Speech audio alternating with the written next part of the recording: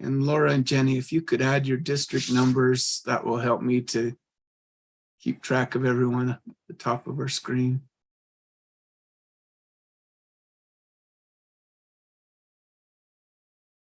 All right, we're good to get started. All right, thank you. Welcome, everyone. Sorry to be a couple of technical difficulties, but we are ready to get started with our Special Standards and Assessment Committee meeting for the 21st of November, 2022. Tonight on our agenda are the Social Studies Standards revisions. We're looking at 5th and 6th grade tonight, and we welcome everyone who's here. We did have some public comment in a written form, and that I believe has been posted. So you can take a look at that. I believe it's been circulated also to all committee members by email. So hopefully you've had a chance to read that. We don't have any live public comment tonight. We do have a couple of members of our Standards Writing Committee with us tonight. We welcome, looks like John Arthur and Aaron. Did I see you here as well? You did. Okay, welcome. Appreciate you being with us tonight. And we will go ahead and get started. We are on the 5th grade standards. The document that we have is the one that we've been using in past sessions that shows the standards as they came from the writing committee, suggestions and motions that were made, those that were adopted or not adopted. And we can go through and pick up on that. Do I have any motions from committee members to get us started?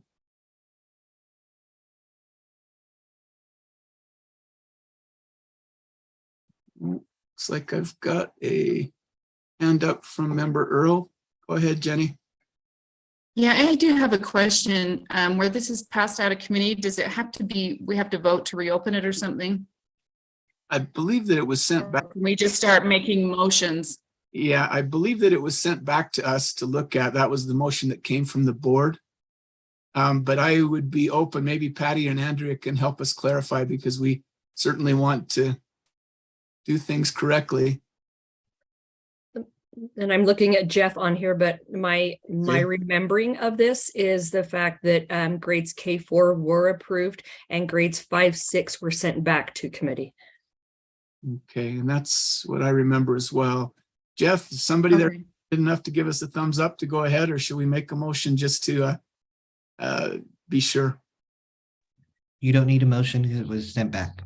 Okay, very good. Okay, that's what I just wanted to double check on that. So, okay, because I didn't, yeah, if we needed to open that up. All right, I have just a handful of motions. okay. Mine would be and we'll on 5.1. Jenny, we'll start with you, and then if we have others, we'll alternate back and forth and just try to get through this. Yeah, that would be great. As soon as we can. Okay, so please go ahead with your first one. So my first one is on 5.1.6. And this is just to simplify this a little bit. Some of the feedback that I received, well, let me tell you the motion and then I'll explain why. Okay. So explain the causes and consequences of, so I would be adding in and consequences, and then striking the establishment from there, and then adding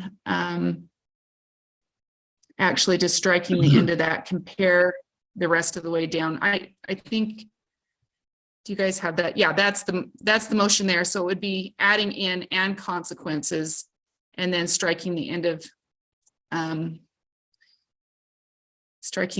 the language there from what we have in our latest version. Okay.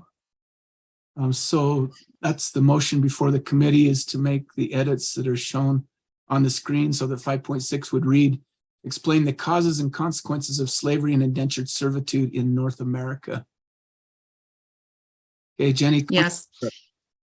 Would you like me to speak to it? Yes, Just, please. I've met with a number of people, including educators and curriculum directors over the last several weeks, to ask about the changes and the things that were implemented. And this is one of their recommendations, is to simplify this to just talking about slavery as it occurred here in North America and on this continent. So it wasn't open so broadly. Although I do think it is important that students and teachers know that, the human condition of slavery has existed and continues to exist even now under different maybe terminology. So Okay. anyways, that would be my motion. And this, so just so we go back on the history of this, I guess, we adopted this is a new one from what came from the writing committee. We adopted the 5.1.6 during a previous meeting. And now we're coming back and making the change to what's listed as amended under 5.1.6 on our screens. Is that correct? That would be accurate. Yes. Okay. Thanks, Jenny. Looks like we've got a hand up from Member Straight. Comments?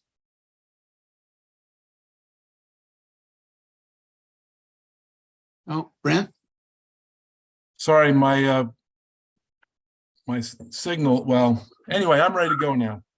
Okay. So that is a much improved standard, but I'm going to speak against it, not because I don't think it's a good standard, but because this is already covered in 5.1.3. So in 5.1.3, that actually includes 5.1.4 as well, but let's not confuse, 1.5, let's not confuse it. Let me speak directly. When it talks about primary, secondary sources, maps, push-pull factors, and then within that list, it talks about all the different push and pull factors, which include indentured servitude and enslavement. And because of that, I really like this standard. It reminds me of one of the standards from, from both the 8th grade and 11th grade standards that uses this idea of push and pull, which is a very broad term. But it can be applied to all sorts of things. For example, I can think of 6 colonies that specifically the push factor was religion. The Quakers, the Puritans, the Separatists, another branch of the Puritans, the Catholics, and them different breakoffs from the Puritans, such as Connecticut was a breakoff of the Massachusetts Bay Colony, where Thomas Hooker disagreed with how the Native Americans were being treated by the colonists, and so in regards to that, he established Connecticut. But I could go on with story after story. All I'm saying is this 5.1.3 is inclusive of 5.1.5 and what we're talking about right now, 5.1.6. So I really like the effort. I like the standard. I think it's much improved, but simpler is better. Thank you. Okay, thanks, Brent. Laura, please. Chair, I'm going to try and make this about the motion, but it might be a little off. So when this motion is made, I'm trying to figure out what came out of writing committee? What are the changes that either we made last time? And how do they compare to what we're changing now? I've tried to figure this whole thing out in this reading of this. Okay, I think I tried to reiterate that and just give us the history here. And we'll talk about this. I'm getting some stuff in the chat that says we're not up on YouTube. And I think for public meetings, we may have to go back and redo what we've done to get that out, where we're just holding this virtually. But Laura, this standard was not included. The one that we're talking about now, there was nothing from the writing committee on this. This was added during the series of up-down votes that we took a few meetings ago. I think maybe it was our last meeting that we held on this subject. And it was the one that was adopted is, I believe, what's highlighted there on the screen. So it was a lot more lengthy than what is being proposed now. So the proposal is to edit that down to something that's more concise. And then what we just heard from Brent is that in the one that the writing committee had already adopted or already put in, the 1.3, he believes that this is included in that.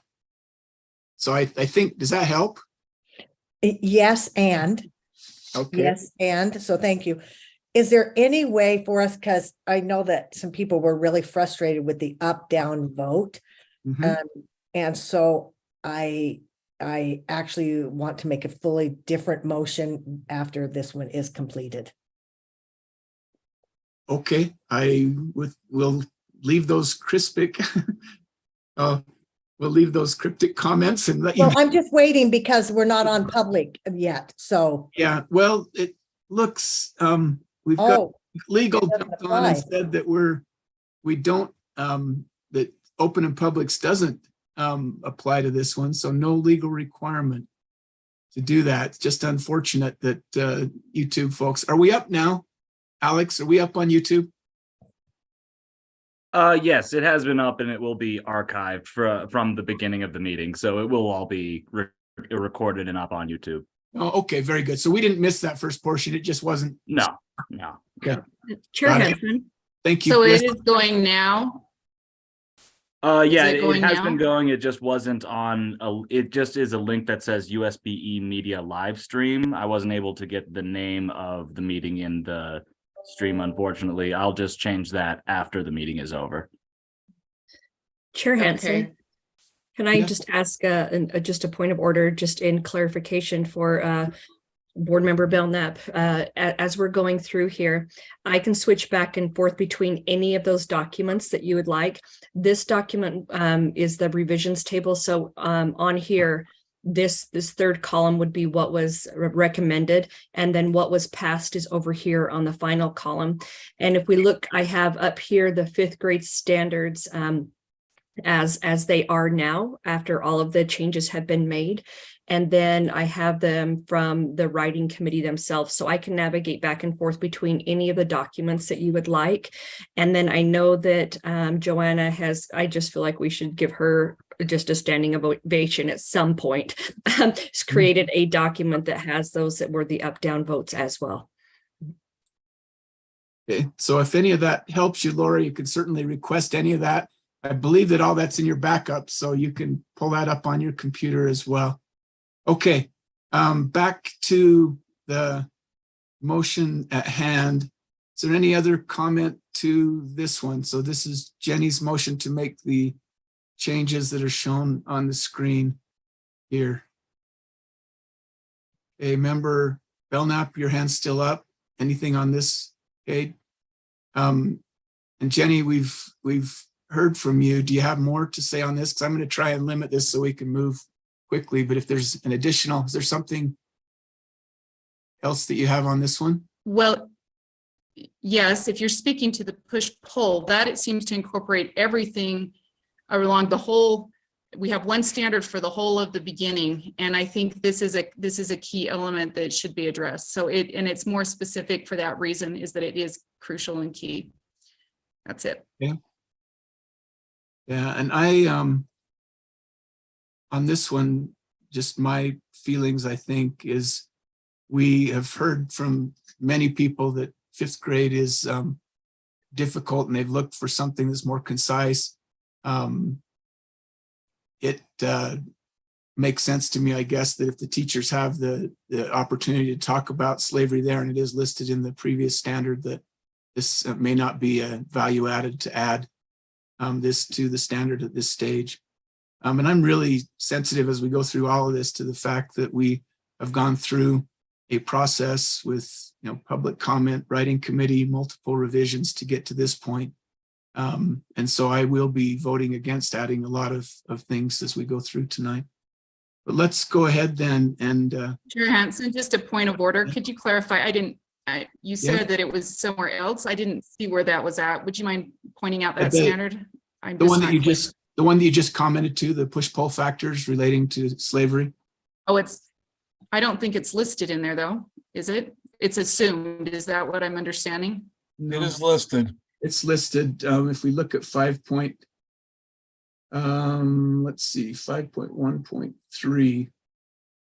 Push-pull factors, and then below, let's see. For example, fleeing persecution, enslavement, economic advancement, indentured servitude, religious freedom, and isolationism. That's what's Okay, thank you. now. Does that clarify? That's what I'm looking at, is that 5.1.3 on the, on either this sheet or the table that shows the ones that have been adopted already. And that was revised from what I believe, let's see. I don't know if we made a revision from what came from the writing committee on that. It was included in the writing committee's suggestion there, or proposal. So if we're ready to go ahead and vote, is there any other comment? We haven't heard from Janet. Are you okay on this one? Janet's bouncing around between documents trying to find exactly where we are, what we're trying to change. I think I've got it now. On the one that Patty showed with the, what is it, 5 or 6 columns? Yeah. There is no 5.1.6. 5.1.6 does show up in the revised document. So I'm assuming that's where we go from. And currently in the document that's an Excel sheet in columns, it's not there. So this is a motion to add it, as I understand. Have I got this straight, what we're doing? I'll go back and try and reiterate, and Patty, you can correct me if I'm wrong. During our quick meeting where we did the 5th grade standards just without discussion and did voting, we adopted a version of what Jenny's proposing. It was longer than what she's proposing and Jenny is proposing now to edit that down to something that's much more concise, but still on the topic of enslavement. Okay. Okay, and so there was, It's the voted one that's listed there. yeah, She can see it right here. the one that's highlighted on your screen is the one that we voted during that session. Okay. It's down actually 5.1.6. 5.1.6. Yep. Okay, I found that document as well. Okay. All right. Are we all good to go ahead with our vote on this one? Okay. Oh, Brent? Yeah, For future ones, to try to get all your comments in on one go if we can. I know that we're reacting to each other, so I'll try. yes, But go ahead, please. I will be quick. So 5.1.3, to be clear, came from the writing committee. And 5.1.6 was added later. And my argument is that 5.1.3 is inclusive of 5.1.6. Thank you. Okay. With that, we will go ahead and make our votes. The motion is to change 5.1.6 to read, explain the causes and consequences of slavery and indentured servitude in North America. Please vote.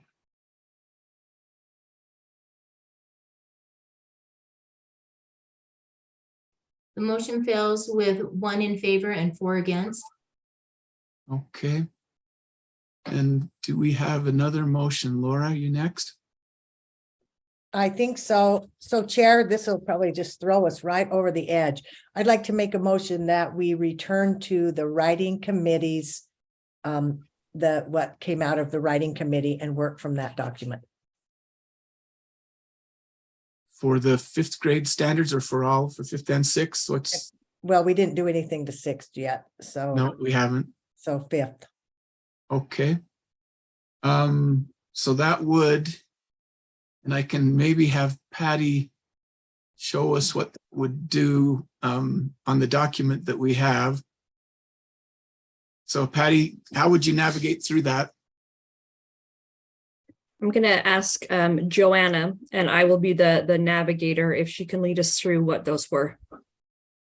Okay, no, I just want to know how we would do that on the screen. Will you be able to accommodate that? Is it clear what passed during that meeting? I guess we have what's from the committee, right? So we would just be working from that. Correct. Joanna, this would be what we were working from right here, right? Um, I would go to the 5th grade writing committee. So yeah.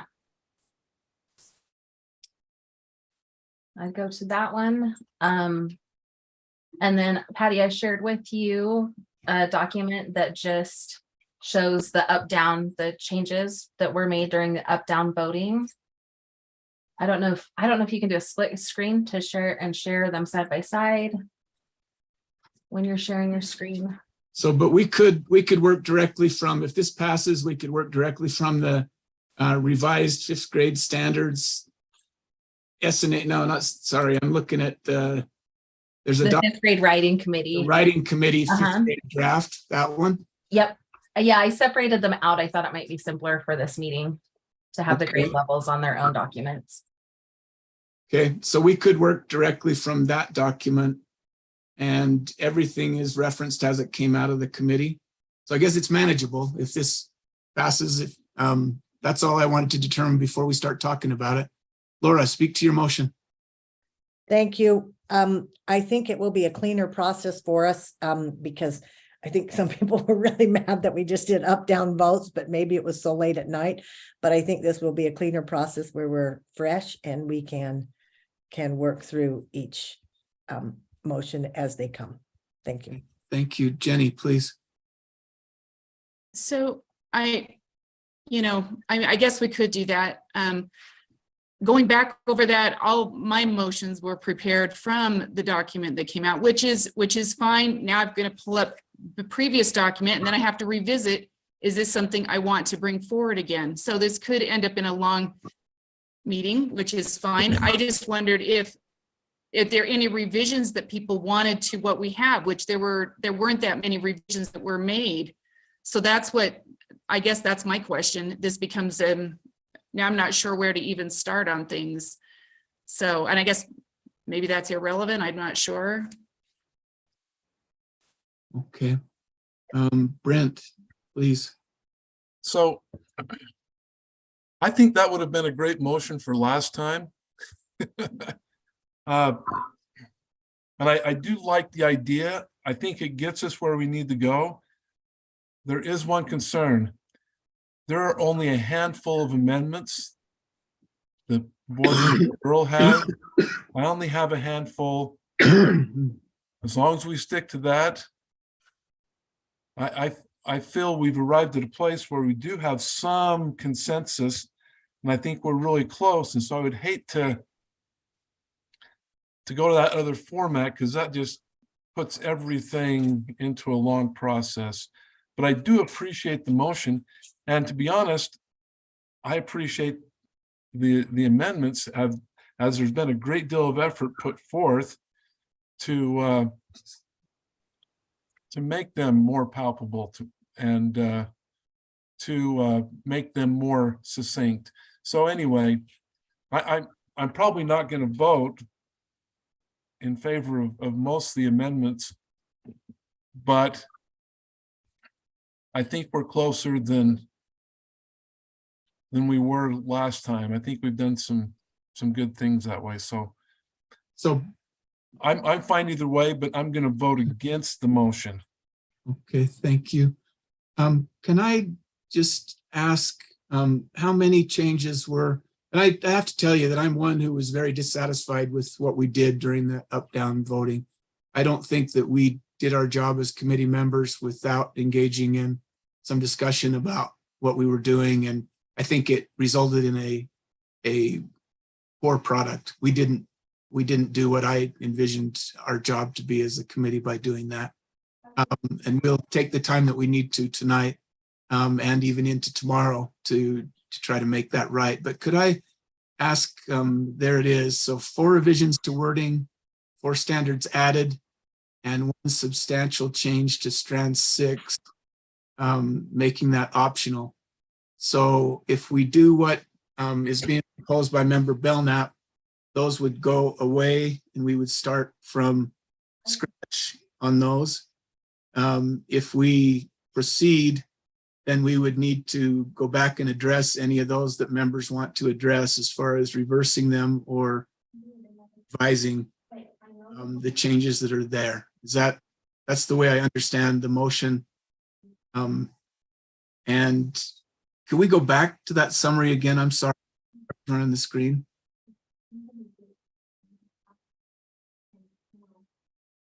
Oh, there it is. So for when we say, Joanna, can you comment to that? 4 revisions to wording? That's just a word change, but didn't change the substance. And then 4 standards and 1. I remember the change to the strand 6.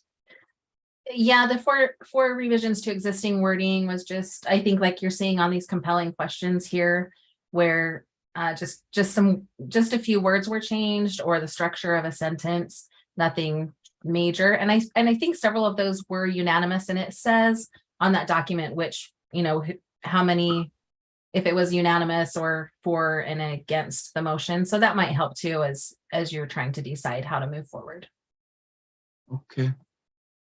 Jenny, help us out here. Let's try to do what's most efficient to get to where we need to be. The motions I brought forward are, I think, pretty simple, pretty straightforward. They're not complicated. They're clarifications. Some of them are removals. I think we should just move forward with those. I have a total, I think, of 7. And I think I haven't seen, I guess Board Member Straight has them. I don't know what those are. So anyways. Sorry, they were supposed to have been released.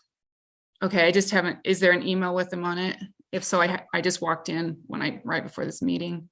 My apologies. I had them ready last week, and That's okay. I really just think we could move forward with this instead of trying to have to go back and revisit some of these already. So. Okay, Laura, last word. Yeah, I'm okay if we want to just keep moving forward. Looking at, can we go back to that other one where it shows what we did? Summary, yeah. The summary, not that one. I think it might be up above there. Yes, thank you. yeah, there we go. 4 standards added and 1 substantial change. So this is, let me just clarify, this is specific to the up and down motions. So this is after the up and down motions started. So prior to that, there was motions made prior to that where the committee spent some time, and this was then up and down motions only. So let me ask just one more time quickly, I guess, and I was trying to avoid doing this. Can you just show us those changes quickly so we can see what happened and which ones were unanimous, and which one were the whole 5th grade standard, what we changed?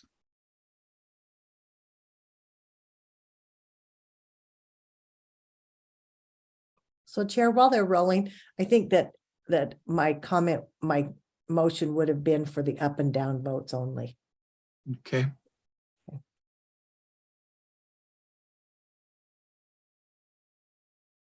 Just let me know how fast you want me to scroll. Okay. And this column, it talks about all of the motions, what failed, what didn't. And so this is when the committee was not doing up and down votes, but were more fully engaged in the process of discussions about the motions. And then this document is specific to just the up and down motions. Patty, Chair, can I jump in for a second? Yeah, please. I believe that we began up-down voting at 5th grade. So I think the discussions ended when 4th grade was approved, and then up-down voting started for 5th grade. That would be accurate. Yeah, that's my recollection too, is that we did all of it that way.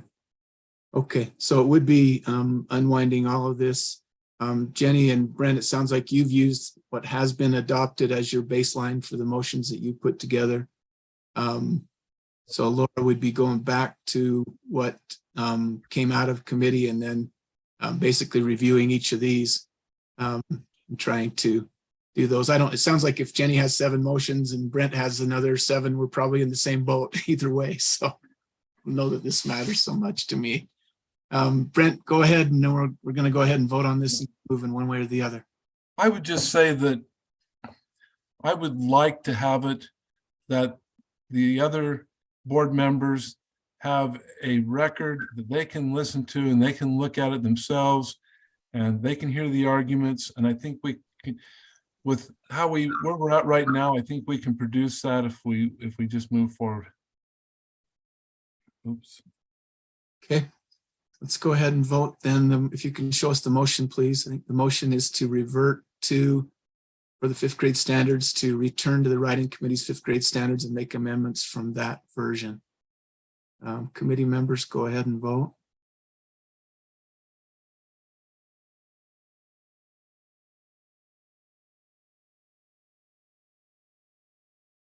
I don't see Laura's vote. It looks like the motion fails unanimously. Okay. Laura, did you vote against your motion? I'm just confirming. Yes, I did. Okay, I'm just confirming. Thank you. And that's perfectly acceptable. We can rethink things sometimes after we hear all the arguments. So, okay, we will proceed then going forward. And I think the last that we heard as far as a revision was with Jenny. Brent, do you want to go next? Yeah, so we'll jump to Brent, but just 1 second. We have a member of our writing committee that had a comment here, I think. Go ahead, John. Thank you, Chair. I'm gonna lower my hand now so I don't forget it later. Okay. I just wanted to make a quick comment. There are a couple of pieces here in 5.1 before you move on to other amendments that may want to be considered. For example, as Member Straight mentioned, 5.1.3 as written before was made as I don't want to use the phrase catch-all, but a broad tent to capture the reasons why people either chose to come to the North American continent or were brought here. And now with the new 5.1.5 and the 5.1.6 that were passed by up-down votes, there's a bit of redundancy in that they're both captured in the examples, the parentheses on 5.1.3. So before you move on, you may want to determine whether or not you want to vote on whether or not to keep 5.1.5 and 5.1.6, or to eliminate 5.1.3 and defer to the specificity of the two standards that were passed. Because the only thing not captured in those parentheses that are captured in 5.1.5 and 5.1.6 is the economic motivation for coming to the New World. But slavery, indentured servitude, and also religious freedom are all captured already in that first standard. So whittling this down to as few standards as possible, I think would be a good move. Okay, we appreciate that. Thank you, John. Okay, we are up with members. Oh, I don't see a hand. Brent, did you have one? I'm here. Yeah, I'm here. Back to Jenny. She's ready to go. No, I'm ready to go. Okay. So that was actually Mr. Arthur spoke to my amendment, and it does list economic advancement on that list on 5.1.3. But nonetheless, my first motion is we eliminate 5.1.6 and 5.1.5 due to the inclusiveness of 5.1.3. Thank you. Okay, Brent, can I ask you on that one? So are you including 5.1.3 as well? No, I'm sorry. So this is just 5.1.5 and 6 that were. Yes. Okay, got it. Okay, that was my misunderstanding. Okay, do you want to speak to that? Well, I think I already did. In fact, in the example I gave back when I spoke against Board Member Earl's amendment, I mentioned the inclusiveness of 5.1.3 in those other two. And I think as you read it, I think that kind of speaks for itself. Okay. Jenny, please. I'd like to divide the motion. Okay. Maybe without objection, we'll divide this. And so we'll vote separately on 5.1.5 and 5.1.6. Okay, let's speak first to 5.1.5. You want to do that, Jenny? Yeah, I do think the specificity in this area, where in 5.1.3, really that is one whole strand in and of itself. and to not break out some of those, I think we're doing a disservice to our teachers. Even though they are inclusive, it looks like, I think by adding that in, I don't think it harms. And am I speaking to 5.1.5? Is that what we're voting on Yeah, we're first? going to vote on that first. Yeah, I would recommend we voted for this. So thank you. Okay. Bounce back to you, Brent, on this specific question. So this is an area where I have lots of experience. And if I look at the standard for, I've got to pull it out real quick.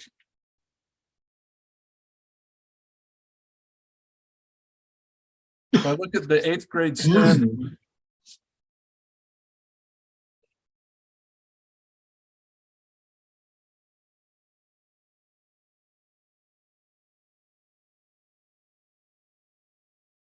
there are examples of these very same things as far as push-pull factors of during the colonial times.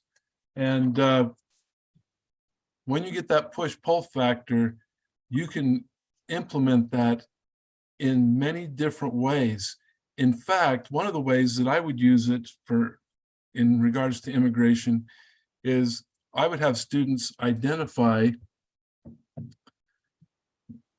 where their ancestors came from, and then they would do a report, and one of those would be the push-pull factors for their immigration story of their family. They would try and go back in time.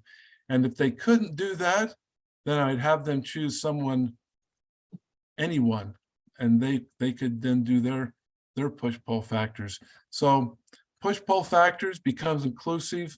The ideas of religion, of economic advancement, there were many different reasons. For example, one of the things that is not listed here is primogeniture, which is where the laws of England were that only the firstborn son could inherit the property.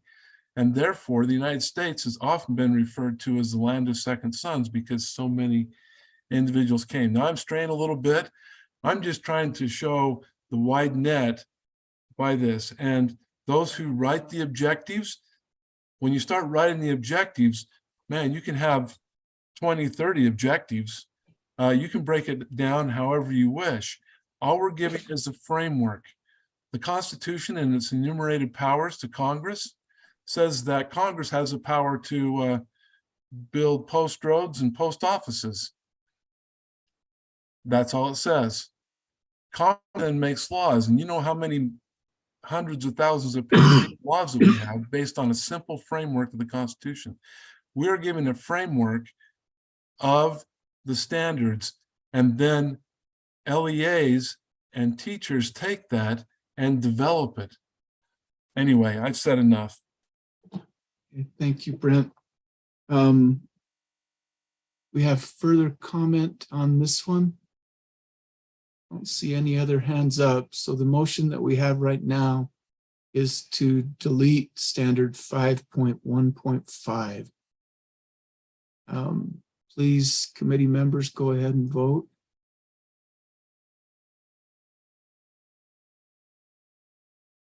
The motion passes with 3 in favor and 2 opposed. Okay, thanks, Andrea. Let's go to 5.1.6 then and hear comment on that. Any hands on that one? Jenny, please.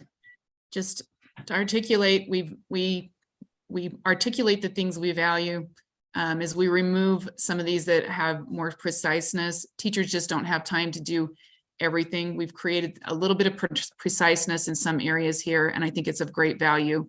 It doesn't deter from the other things that have gone on or from the hard work of our writing committee.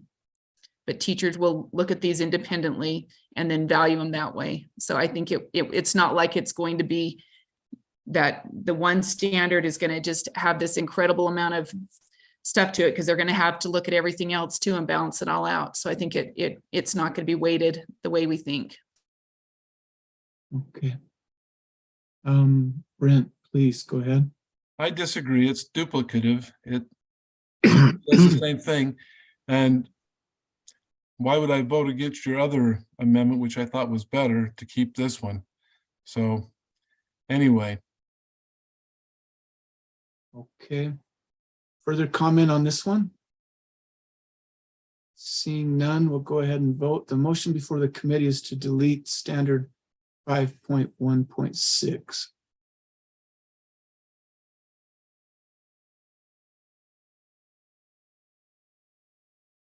The motion passes with 4 in favor and 1 opposed. Okay. Thank you, Andrea. We'll move on to the next one. Jenny, please go ahead. Yes, just a minute. Let me get my document back up. So on 5.3.1, I would move to add the word development. So it would say, using examples from the Constitution, explain the development, general purpose, and then the rest of that as written. So it would be adding development in. Explain the development, general purpose. And I can, would you like me to speak to the Okay. reason why?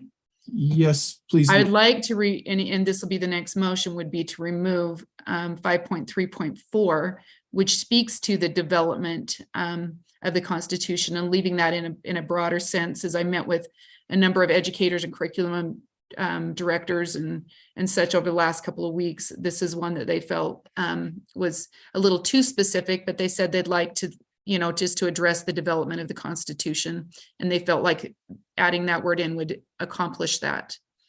So. Okay, so if I'm just trying to follow this across the sheet. So this 5.3.1 came from the writing committee. There were some motions that were raised, and I think it doesn't look like there were any changes made at that point. Is that right? If I'm reading this correctly. So what we have right now is what came from the writing committee. Is that correct? Staff, you can help us with that. Yes. Okay. The change that we're proposing now is to add, let's see, using examples from, I'm having a hard time. I've got my screen too crowded with everyone. Using examples, explain the general purpose, but we had develop in there, right? We need to get Jenny's motion back on the screen. We can, there it is. Explain the development, general purpose, and investigate foundational principles of the government. Okay. Do you have more to add to that, Jenny, to speak to yours? I don't, sorry, I just haven't taken my hand down. Oh, that's okay. Just wanted to make sure. Looks like Member Straight. Yes, and I think we can just go ahead right now and add 5.3.4 to delete. That's actually on my list as well. And, and my arrows point back to 5.3.1, just as pointed out by Board Member Earl. And the point I was going to make is that, for example, it talks about foundational principles of the U.S. government and its Constitution. And within that, it hits on the Articles of Confederation.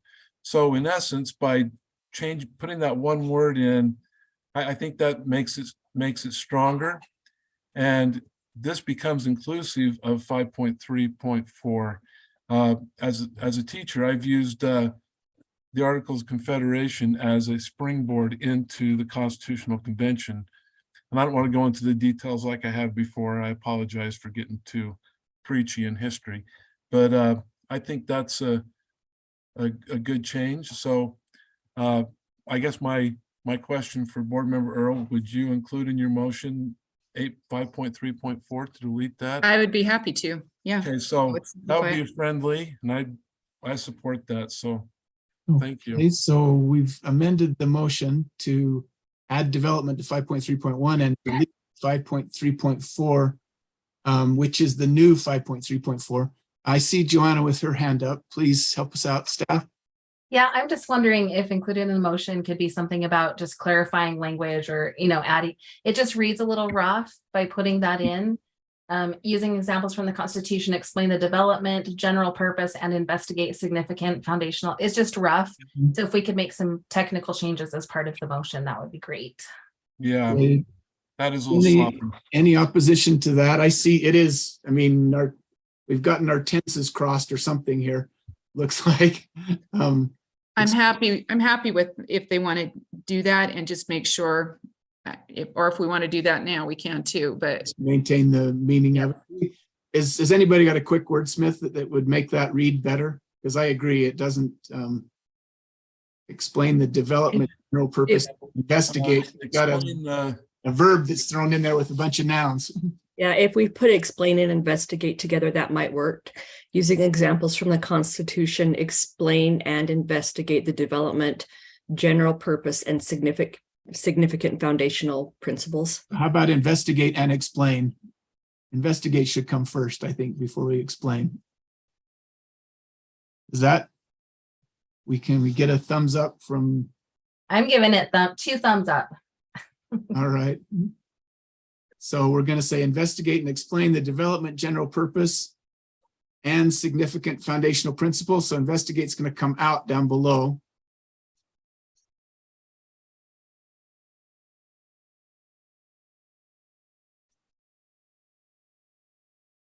All right, and as part of this motion, we'll make those changes. So we'll read 5.3.1, we'll read using examples from the Constitution, investigate and explain the development, general purpose, and significant foundational principles of the United States government, the compound constitutional republic, as well as earlier documents and philosophies used to help develop the Constitution. For example, Magna Carta, Mayflower Compact, Articles of Confederation, and Iroquois Confederation.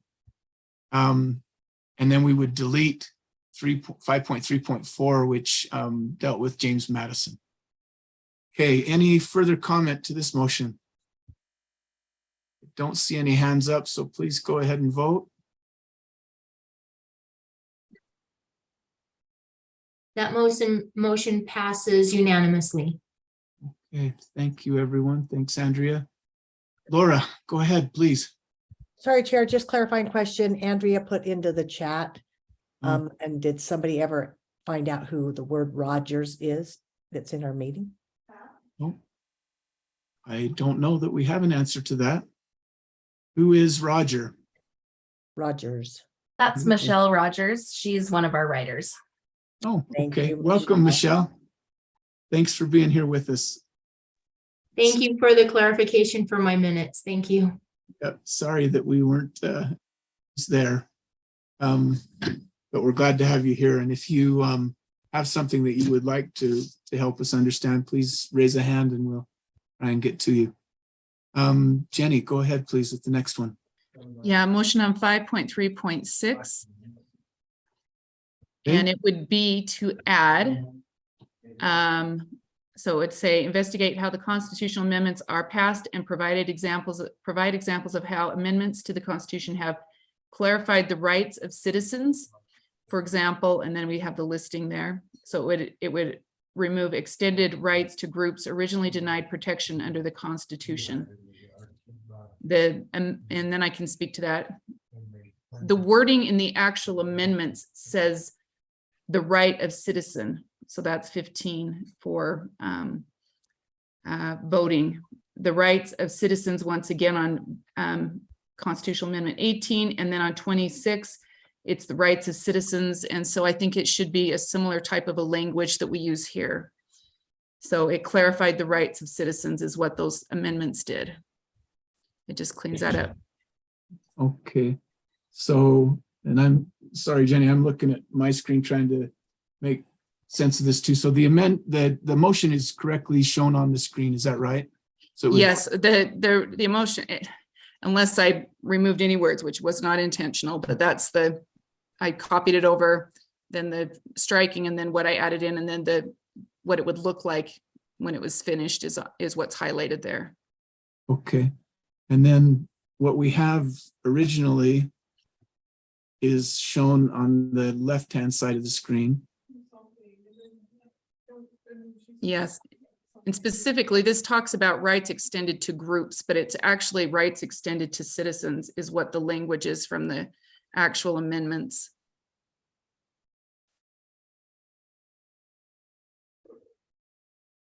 Okay. All right, I may have a question on this too, but let's hear other comments and then I'm going to ask some of our historians or writing committee a question. Go ahead, Brent. I'm going to withhold my comment for right now. I do have something to say, but I'd really like to hear from some of our teachers that are here on this one. Okay, maybe I can ask my question and we can see if someone from the writing committee would like to help us. So the big change here is changing from groups to citizens, I think. And my question is, and I should be clearer on my constitution, but some of these groups were probably not considered as citizens. I don't know technically if they were considered as citizens. They certainly weren't for voting purposes or other things at the time of the Constitution. So can someone help me with that piece of it? And let me see if we've got anyone Well, there's Dred Scott. who wants to So the do story that. of Dred- if I can talk to that.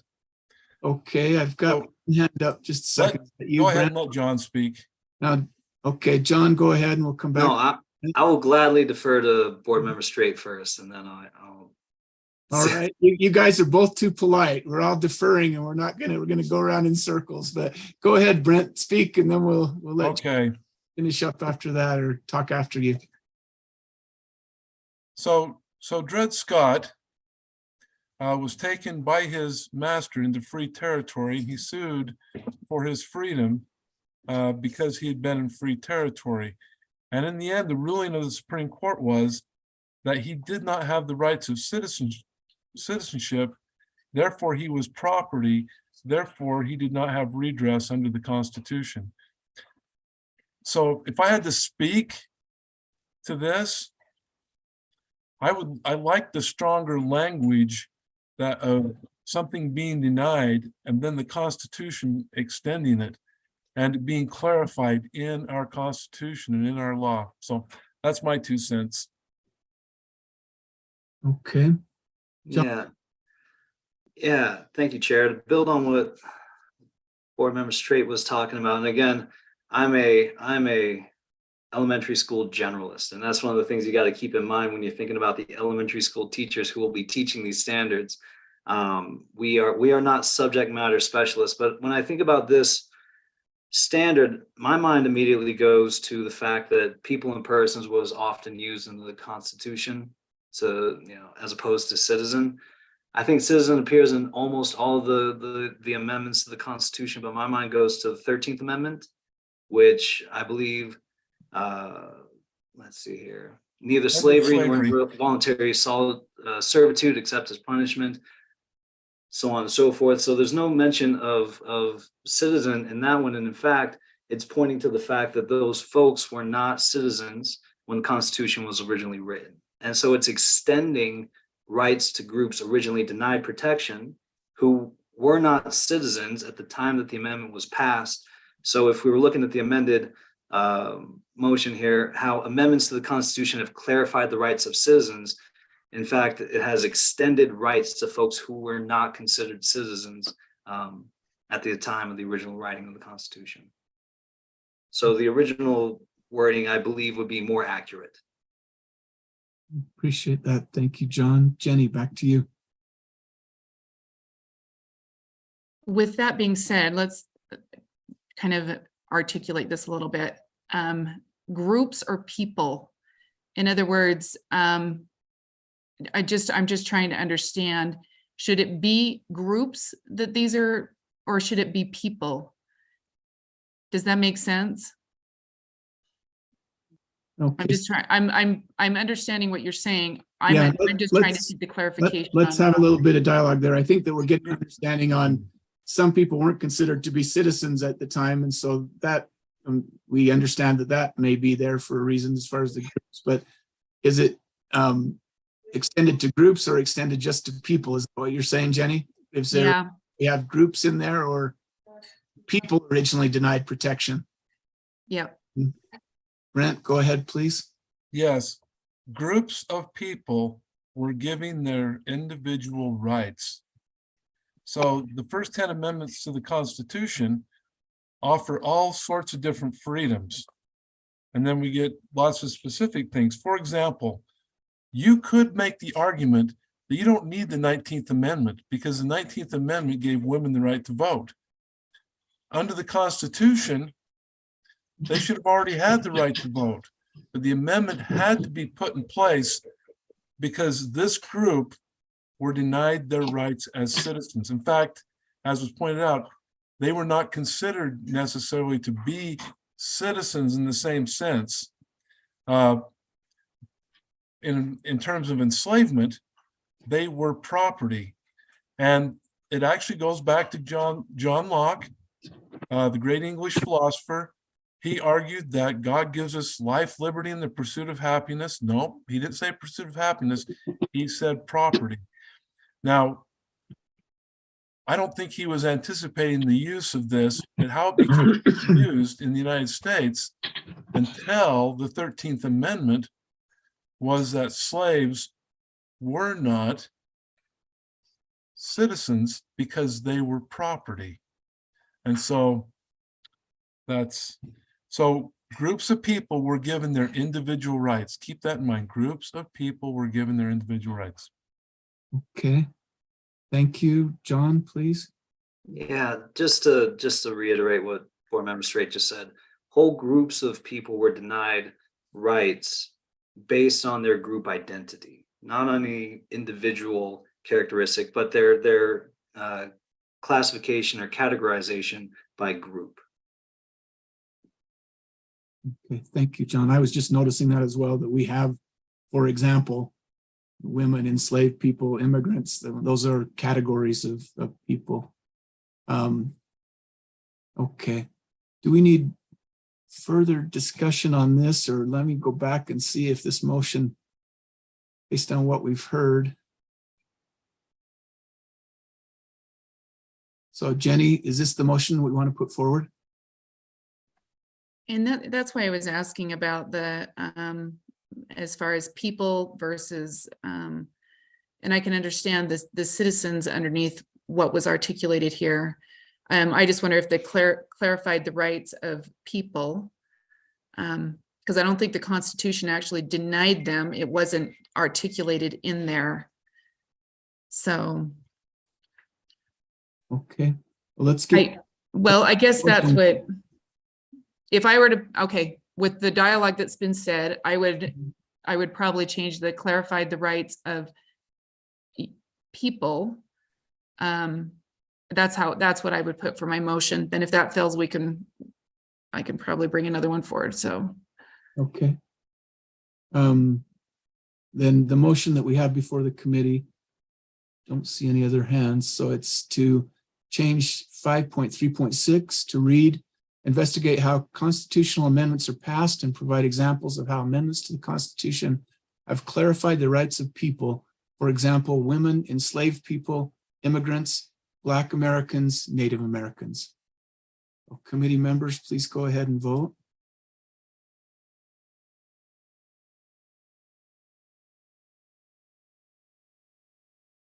The motion fails with 3 against and 2 in favor.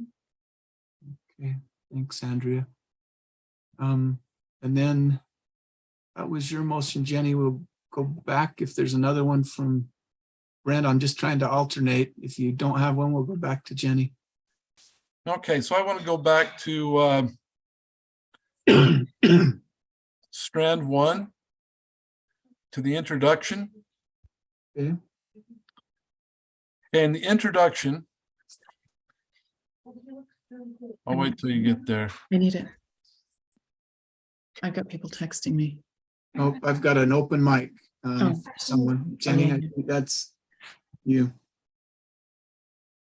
Okay, are we ready? So in the 5th grade, Strand 1, 2nd line and 6th line, the word colonization is used. Now coming down to the compelling question. The second compelling question in that strand reads, what were some of the most significant ways Native Americans interacted with European colonizers? I want you to focus on that word, European colonizers, European. Okay, now come down to 5.1.3. Second line, colonization is used. And in 5.1.4, second line, colonization is the first word in that line. So the word colonization is used 4 times. Now we go to the strand 2, the introduction of strand 2. The second line, the first word in the second line is colonial. And if you go over 4 more words, the word colonist is used, and then the second to the last line, third word, the word colonist is used again. Let's talk about context. So in our Yeah, Brent, Brent, yes. I'm sorry. Can we get a motion out so we know? Oh, you know what? I was so ready to get going. I You're know right. it. You're jumping over me though. Let's get a I motion out there. apologize. And I'm happy to let you speak to it. I'm like a young puppy at the water bowl. Okay, so the motion is on the compelling questions, compelling question number 2 under strand 1, that the term settlers be changed back to the original word colonizers. I spent way too much time on this. Can I speak to it now? You may, as long as we got your motion up in so we can look at it. Laura said no. Just one place is where we're trying to change this. Is that right? Yes, just Okay, the one word. please, go ahead. Yes, okay. So let's talk about context here. I actually learned something new, and it was taught to me by my senior daughter. And that was that the word colonizers can, in context in our modern world, be used as an ethnic slur on white people, which would be a violation of R277328, probably the only one I remember. But anyway, in that context, that term can be looked at that way. For example, if a teacher were to refer to students as colonizers, that would be highly offensive. That would be a racial slur. But in the context of the time period before the American Revolution, the word colonizers is standard use. For example, the 13 original, finish that line, colonies. So what's the name for people who lived here who in these colonies? Colonists. It was a colonial period. It was a period of colonization. It is not the critical race theory use, nor the racial slur use of colonizers. So that is such an important thing. Now, I listen to this podcast every week called Ben Franklin's World. There's like 500 of them, so I've only made it through like a third of them. But I noticed in this week's what do they call it? Well, it's recording, that when I listened to it, that there were times they interchanged colonists and settlers. So it can be a term which is similar. My whole thing is we need to stay true to the document. We need to maintain consistency throughout. And I pointed out we do not use the word in relationship to this time period within its context differently. So I think that changing that term from settlers or from colonizers to settlers, I think that was doesn't make it consistent, the document. I think it's a simple change. I'm not dying on that hill. But I think it's something we should change back to make it consistent with the rest of the document. That's all I'll say on it.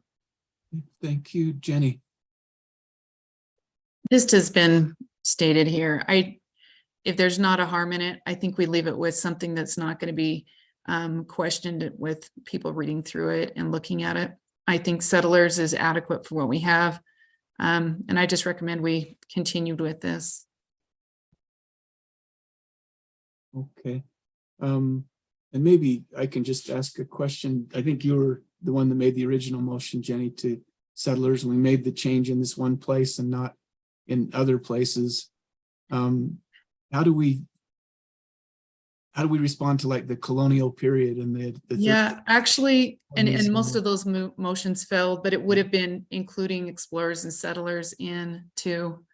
So it you know, Okay, so this is the place that it passed, but it failed. in our- yeah, I mean, and on other actual standards, including the geography of North America, how it impacted Native Americans, as well as, and I'd hope to put in explorers and settlers because it was impactful for them too, but we didn't put those in. And there's a couple other spots too that would have Okay. correlated that language. So All right, that's helpful. just cleaned it up. Thank you. Okay, any other comments to this motion? Don't see any other hands up, so we're going to go ahead and vote. The motion before the committee is to revise Strand 1 second compelling question to replace the word settlers with colonizers. Please go ahead and vote.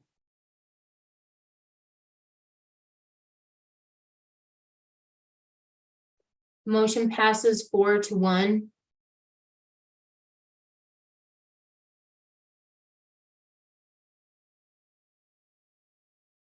Okay. So that was Brent's there. So we're back to you, Jenny. If you have another one. I do. I would like to go back Okay. to the one we were working on before. And the wording, so this is 5.3.6, making the wording have clarified the rights of people originally denied protection under the Constitution. I think that speaks to what Brent was speaking about, but 5.3.6, so this is the one where that we just addressed and mhm. okay. 5.3.6. Instead of citizens, putting the people in there and then leaving in the language originally denied protection under the Constitution. Okay, so help me here. So we had one that was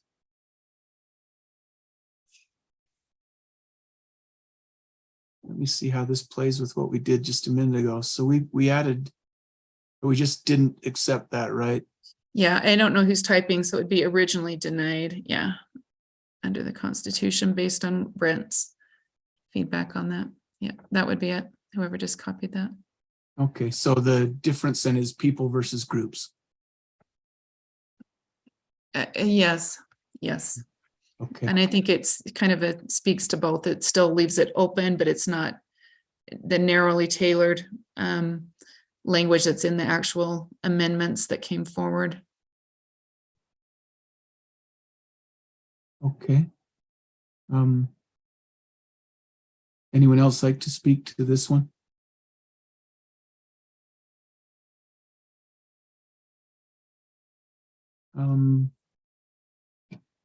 John Arthur, please.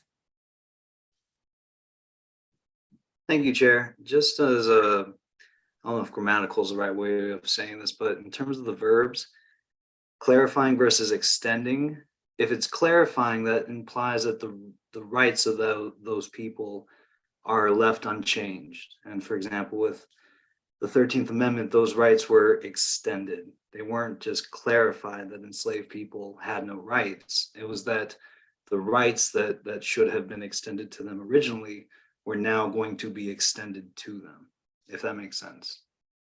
I appreciate that. Thank you. Okay, further comments? Jenny, please.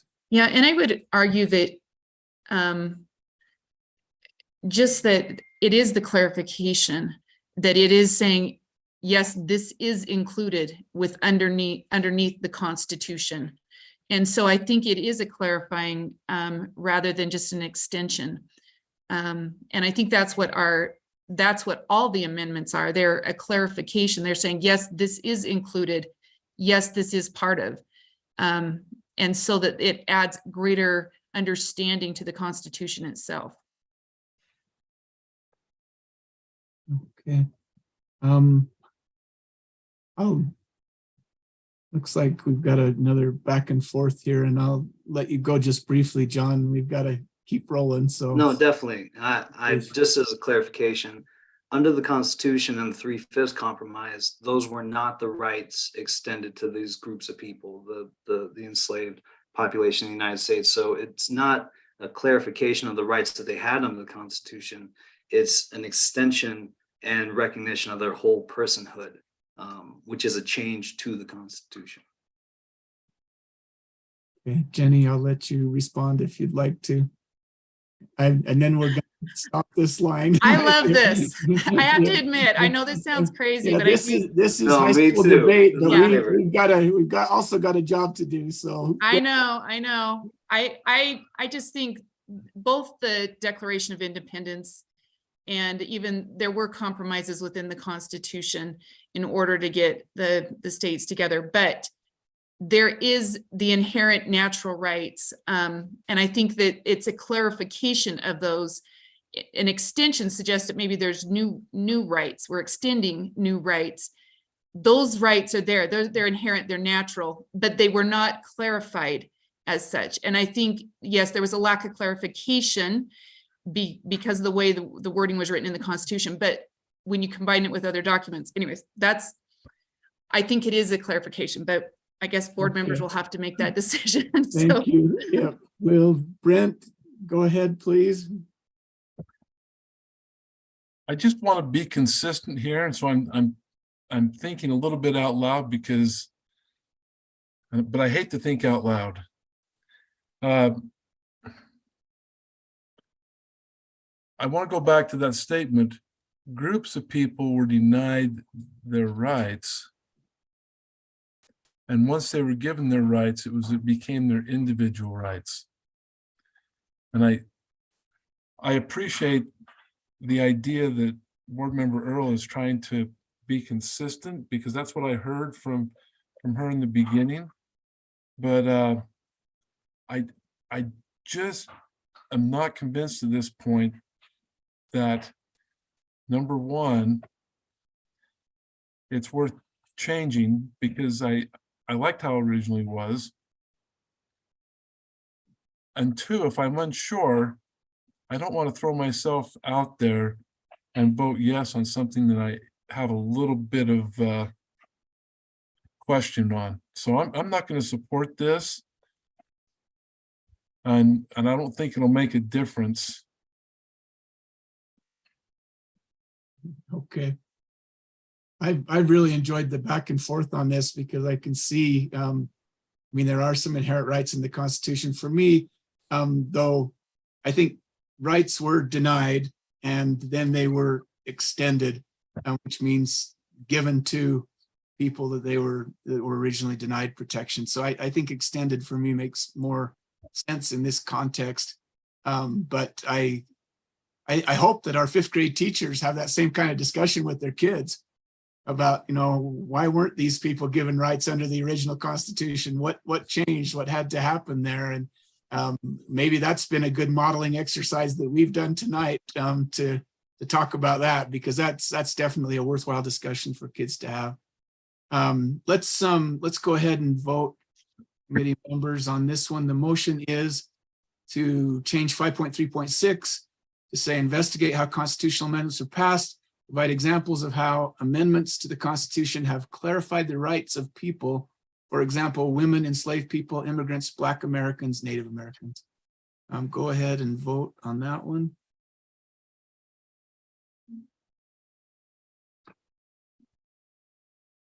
The motion fails with 3 opposed and 2 in favor. Okay, thank you for keeping track for us, Andrea. Jenny, you've got your hand up. I don't know if that was your motion. Yep, if someone else has one, I'm happy See to. If he's got one, and then we'll bounce back. We've got to get hands up though, if you've All got. right. Oh, hold on. Raise hand. All right, go. All right, 5.2.2.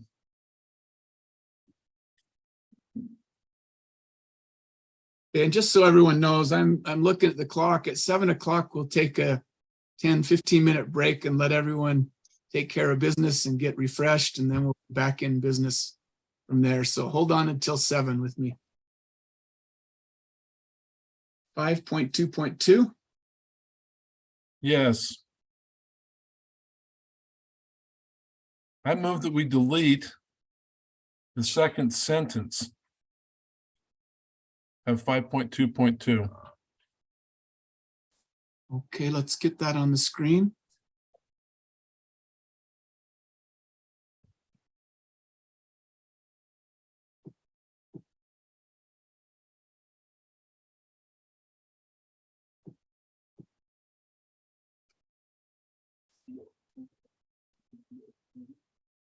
Okay, so Brent, is that your motion? So we'll delete the second sentence, and that takes us back to, and I'm looking at this, that takes us back to what came from the writing committee.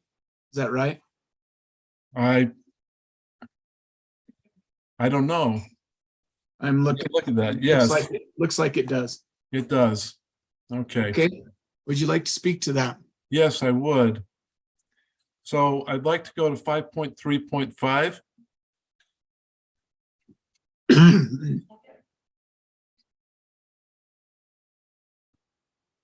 So if on 5.3.5, if you look at the 6th and 7th and 8th word, it's the Bill of Rights. So we are already covering 5.2.2 in 5.3.5. So in my view, that's a duplication. And I also like the fact that 5.3.5 is specifically on the Bill of Rights, and we are specifically pinpointing that. And it's quite a, well, it has application. Okay. Further comment to that? Jenny, please. Yeah, I would speak against this. 2 reasons why. Number one, like I said, I went and met with a lot of people. Every single time I'd go down each one of these and say, is there something not age appropriate or something you think a fifth grader you wouldn't be able to teach? We went down through all this. There were some they said, yes, this would not work. This was one they did not, they felt like they knew exactly what to do on it. They felt like they could do this. The other thing is, it's completely relevant that when you're addressing the Declaration of Independence, you're addressing tyranny of governments, that you make sure you include the grievances within that and how the Bill of Rights worked with that. This is a completely appropriate place to put this in. It is appropriate to address it later too, but I do think that where you're talking about the Declaration of Independence and the tyranny and just the things that took place and how the Bill of Rights engaged with that or corrected some of those errors that were listed in the grievances. So I would speak against this motion. Okay. Thank you. Brent, I'll give you a brief rebuttal. Okay, so I want to talk pure history here. So if you go back to the Declaration of Independence, the Declaration of Independence is 1776. Shortly after the war begins in 1777, 78, the Articles of Confederation are passed. The Articles of Confederation are a failure because the government was too weak. Every state had one vote, couldn't get things done. Also created great economic turmoil. So James Madison, father of the Constitution, comes to the meeting called by all the colonies.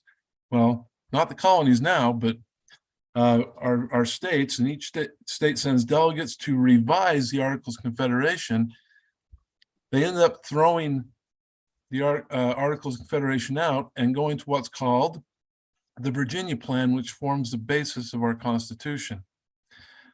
During the debate on the Constitution, there were two factions, Federalists and Anti-Federalists. The Anti-Federalists argued that there was not enough protection for individual rights. And the Federalists argued, James Madison, Alexander Hamilton, John Jay, and they wrote about this extensively, by the way, said, no, the Constitution, everything there to protect people's rights is there in the Constitution. So when the Constitution was ratified, only one delegate from New York, Alexander Hamilton, even signed the new Constitution. And it was the debate of the day, and people aligned themselves as either Federalists or Anti-Federalists. Finally, New York is in convention to decide whether they're going to pass the Constitution. Virginia is also doing the same thing.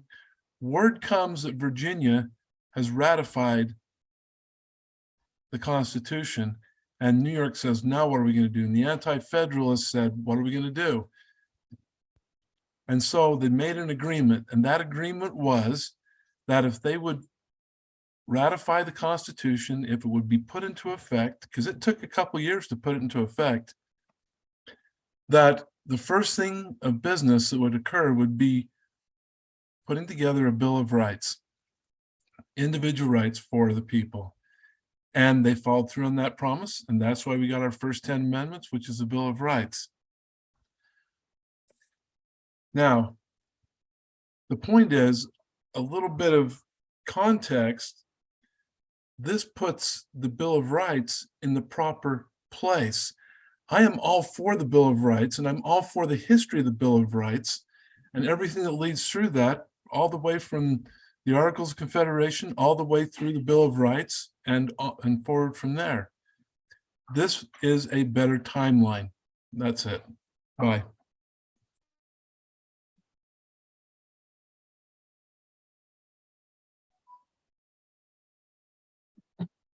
Okay, thanks, Brent. Do we have further comment to this?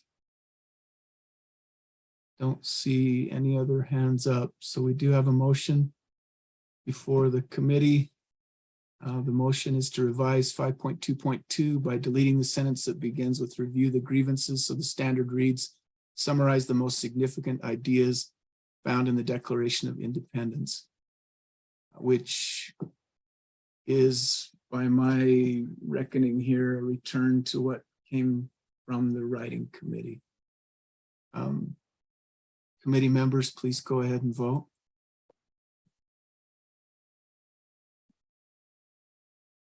That motion passes with 4 in favor and 1 opposed. Thank you, Andrea. We're back to you, Jenny, I think, for the next one. Can we go back to changing colonizers to at least colonists? That's my motion. Okay.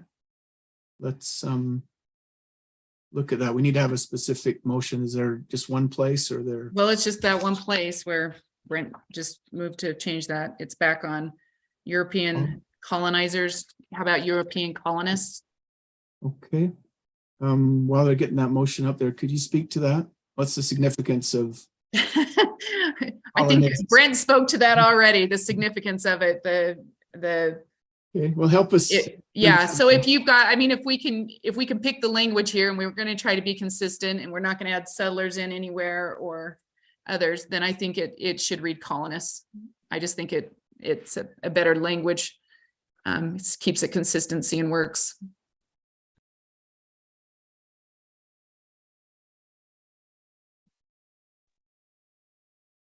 Okay. So we have a motion and we've got another comment. Sorry, Brent, just saw your hand. Go ahead. Just real quick, because I don't know the answer to this. Which one reads better? I mean, in context, I disagree with that this could in any way be interpreted as a racial slur. But if we change it to colonists, would that work grammatically. Go back to staff, I think, on that and see. I don't know what the difference is between colonizers and colonists, frankly. Used in a modern setting, if I referred to you as a colonizer, it would be considered a racial slur in some circles. It's not widely used, but it has usage. Use it in this context, I don't think that you could in any way say that, but if it works grammatically and we can change it, then you know what the hey, colonists would be in alignment with what we have here if it works.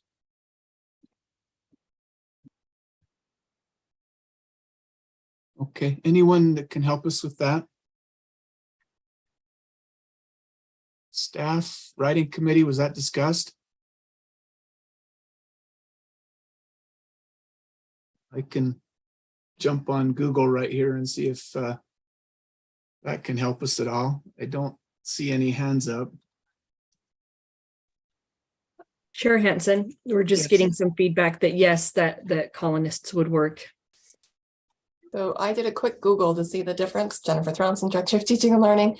And one is just basically the colonizer seems a little more aggressive in some ways in terms of it says a country that sends settlers to a place and establishes political control over it versus colonist, if we Google, means a settler in or an inhabitant of a colony. So a colonist would be more like the people that live there. The colonizer would be the people coming to colonize. So I guess it just depends on the intent of that word in this standard. Okay, and I'm seeing the same thing. I didn't. Yeah, true. Wiki diff page. The difference between words, wiki diff. It says colonist is a person who's a founder of a colony, while a colonizer is one who establishes or joins a colony. So that's The opposite definitions. yeah, that doesn't sound like what you're saying. So I don't know. Is it? If it's sixes, we should just, I just think because there is some political connotation with the one that we use colonist, if there's no harm. I just Okay. don't see why we have to. That is a good argument. Is that what we're hearing from everyone? That colonists would be Yeah. acceptable? Could we, is there a different perspective from any of our writers? I am looking for hands and I'm not seeing anyone who's Okay, enough to raise their virtual hand up on this one. So we will go ahead and vote. Let's see. Oh, no, I thought there might be a comment on this, but not. So the motion before the committee is to replace the word colonizers with colonists in the second compelling question. Committee members, please go ahead and vote. The motion passes unanimously. All right. We're following, what's that? The medical credo, first do no harm. Oh, if we've done harm there, hopefully we've undone it. Jenny, let's see. I think that was yours. So is there another motion from another committee member? If not, we're back to Jenny. I have a hand up. Brent, I'm looking at you. No? I'm looking through my notes and I'm not Okay. seeing anything. While you're looking, we'll go to Jenny. So the last two strands still have this too much element to them. I still would argue we conclude fifth grade after strand, what is it, after strand 3, and allow our educators primarily because this is in the elementary schools, and especially since we're keeping 5-1-3 that is so extensive in Hey, framework. Jenny, help me. understand the My motion is to, Okay. it's to conclude fifth grade after the fourth strand. Okay. Let me see if that's accurate. Are there, hold on, let me make sure it's after the fourth. Yes, after the fourth strand, which would put us after the Civil War and Reconstruction of that. Okay, so eliminate everything in strand 5 is your motion? Yeah, just, it has to do with the weight of so much. Just Also, the, 5 yeah. and 6. Yeah, unless we were to do something with that strand 5, similar to what we did with 6, other than that, it's just the extent, the amount of things that we're asking him to do. And even at that, what we're actually asking him to do, compare the motivations and desired outcomes of major wars that get addressed both in 6th grade and several other grades later. I think they'll pick up.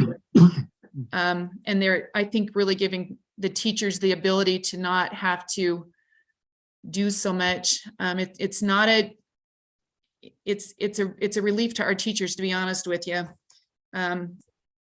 So anyways, and I think it really allows them to have that foundational things without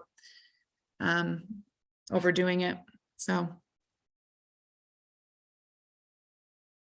okay. So the motion that we have before the committee is to eliminate strands 5 and 6 from the 5th grade standards. We've got a couple of committee members with their hands up. I'm going to let them speak first, Brent, and then we'll come back to you. Ms. Rogers, please go ahead. Oh, we're not hearing you. Sorry. There we go. I really believe that we need to go back to the idea that we are generalists and that teaching all of United States history is important because we have the opportunity to blend that and dovetail that into our natural processes of teaching ELA. It's a great way to do that.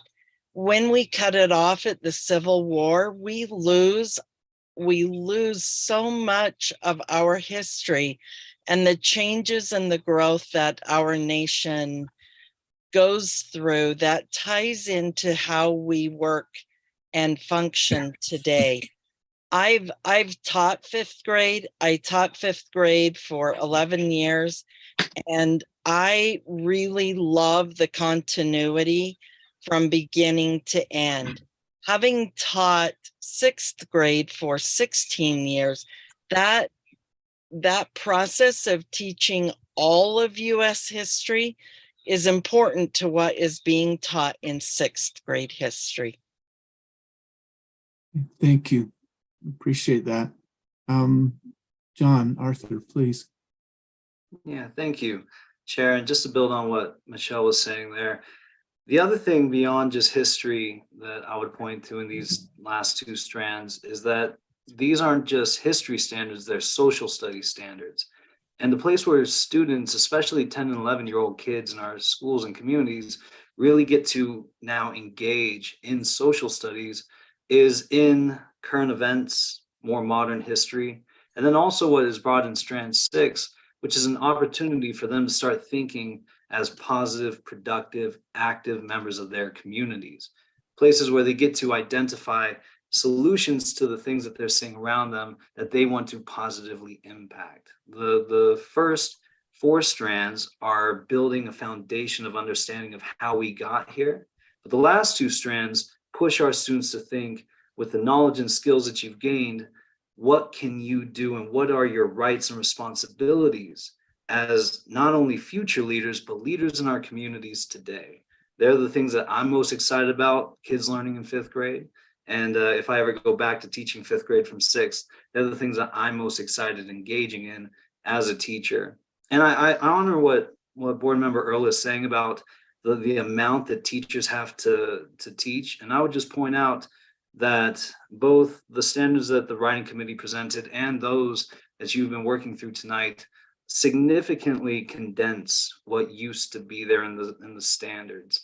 You know, we used to have 62 objectives and sub-objectives in the standards. As you know, as the writing committee submitted them, there were 29.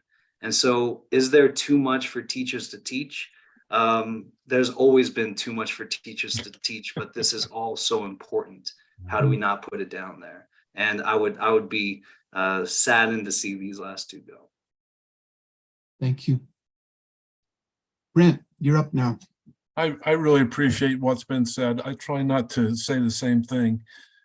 But one of the joys of teaching is connecting students and engaging students in their own history and applying the things they've learned about in history to them. And so, yeah, I'm ready to vote on this. I don't support dropping these two standards. I mean, Sure. Okay. Sure, Sorry, Hanson. I've got someone, Patty. Yeah. Yeah, and I apologize. I can't raise my hand. No, that's fine. Jump in. Yes, I would say that one of the main things with history and the teaching of history is if we always stop at what was, then students never know what is. And there's a danger in that for them not to know the differences between then and now. And I think that's one of the things in speaking with the writing committee as well, is if we're always talking about the things that were then they don't know that those changes were made and made for reasons. And so I just wanted to put that out there from the writing committee as well. Thank you. Laura and then Jenny. Yeah, I just wanted to make a comment that I really appreciate Jenny looking at the opportunity to eliminate some of these standards. And like John said, there's already too many standards for us to teach. However, I do appreciate the fact that we're looking at today versus the past and how they interconnect. So I probably won't be voting for this, but I do appreciate Jenny looking at eliminating some of this. Okay, thank you, Laura. Jenny. So what you're arguing, or I'm hearing argued, is not completely accurate based on the way that these standards have been written. And let me show you what I mean, because they've been written in such a way to correlate directly with a child and with the environment and with what's going on. So what you're saying, or what I'm hearing, I don't think is accurate. Let me share with you. So if you look at standard number, sorry, let me look back here. I just circled them. No, I'm in the wrong ones. 5.3.2. At the end of that, it says so apply the ideals found in the preamble in the United States Constitution to historic and current events and issues. This is the very reason I think that some of these are so powerful, is that they do that. Then if you look down at 5.3.5, these amendments in history, at the end of that, a current event or your daily life. And not that any of these couldn't be correlated. And that was one of the things that, as I talked with educators, that was one of the things they very much appreciated about these standards. In 5.4.3, we do it again, into the present day in the face of such adversity.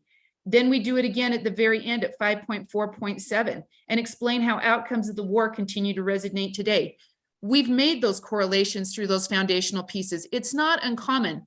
And as a matter of fact, it's quite common for standards to be broken up, pieces of it in different grade levels, especially in the elementary grade. There's a number of states that do that, as well as other curriculum materials, so that there is adequate coverage. And it's not a matter of always going so deep. It's a matter of having the time to actually address the very key things that I think the writing committee has put into place here. We're not going to really, all those things that we removed that we said are going to get covered in 5.1.3, as we continue with adding more standards on, we're not going to do that. That's why it was important those were in there, so that those were emphasized. I think the writing committee has done a great job. I just think that this is just something we can do for our educators. It's going to get covered. We're not missing out. This is probably a great relief if they were simplified even more in this capacity. Thanks, Jenny. Just my thoughts on this one. I have a hard time putting my judgment ahead of the group of the writing committee and all the opinions from their peers that they brought to their committee. I think that they took that charge that we give them seriously, and we're not writing just on behalf of themselves, but on behalf of all the teachers that are out there. I think that there will be some teachers that have different opinions on all of these, but we have a process that I have trusted through the past years and trust that now, and really can't put my judgment in to say these would be the ones to cut. I see some important things here talking about events post-Civil War that I don't think get covered just by trying to extend the previous standards into the modern day. And so I'll be voting against this. I think just a wholesale cutting of these standards would be doing our students and our teachers a disservice.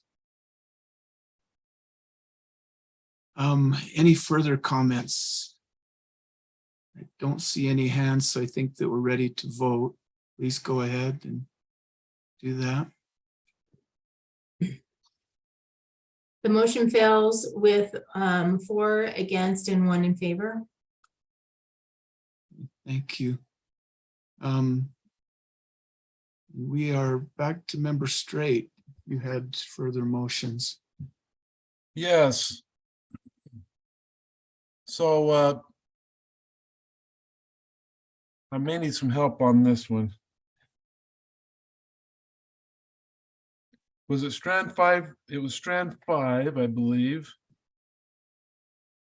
where I made the motion to make it optional. My 5.6. Strand 6, 5.6? fifth grade, strand 6. Strand 6. Oh, 5.6. Okay. Is it 5.6 or 6 point? Let's get to the right spot. Because we did, is it in the 6? You know what? I have the wrong copy of. I had a copy with that on it. 5th grade, strand 6 was, the motion was made to make those optional as few as 1 of the standards in 5.6, Okay. or as many as all 4. You know, so the motion to delete the last in the strand 6 introduction, the number of standards taught from this strand is at the teacher's discretion, with the teacher choosing to teach as few as 1 standard and as many as all 4 standards. I think when I originally put that forward, I know what I was trying to do, but I think that the actual outcome of that is negative. Teachers already make choices about standards. They already pinpoint the ones that they're really going to dig down deep on. We called it pulse tolling when I taught, where we'd really go down and set a solid foundation, and other things we would cover, but not to the same degree of depth. And so I think this is a very poor idea. It does not go in line with how we've ever built standards before. Now, I don't mind being creative, but we have a system put in place. We have how standards are adopted. And, you know, it's really unfortunate that we go through a science adoption, we go through a sex ed adoption, and that went smoother than this, and that's unfortunate. I do appreciate tonight. I think things have been very proficient and effectively put forward. And so I just think I made a mistake in even suggesting this. And I'm going to vote against. Well, I'm going to vote for getting rid of this, but I'm basically voting against what I did in our past meeting. So Brent, do we have the motion? Yeah, I read it. To delete the last sentence of strand 6 introduction. The number of standards taught from this at the teacher's direction, with the teacher choosing to teach as few as 1 standard, as many as all 4. So the motion is to strike that language. Is that correct? Yes. Okay. Jenny, please comment. Brent, you were not here during the health standards, and so I just have to laugh. So all I'm saying is, yes, there were many amendments made. So with that being said, though, I thought this was a brilliant motion, and not because it takes away from anything. That is the one thing I did hear in talking with educators was while these, we condensed them, we did not really condense them. It was like I said before, we said, instead of, I need the kitchen cleaned and the front room cleaned, instead we're saying clean my whole house, which is just an illustration, but it's this idea that we just condensed them down into a more ambiguous usage. And I just really do think we haven't done anything as far as some of the feedback was on there's too many, these are too extensive. And I really felt like this was definitely a way that it gave educators permission to either extend or to simplify. And I think I would speak against this. Thank you, Jenny. Janet. I was here for the sex ed standards and for a lot of standards. And I've never had an experience like the experience we're going through with K-6 social studies. I mean, the changing of a word here, the changing of a word there. And when we have experts who've been dealing with this for years, who've given us their best and who have aligned everything horizontally and vertically. And I surely appreciate their efforts. And I'm in favor of going back to the way the writing committee gave it to us. And so I'm in favor of this motion. Thank you, Janet. I will just say that I was the lone vote against this motion before, and I'll explain why. I think having standards and then putting the word optional below that doesn't make sense to me.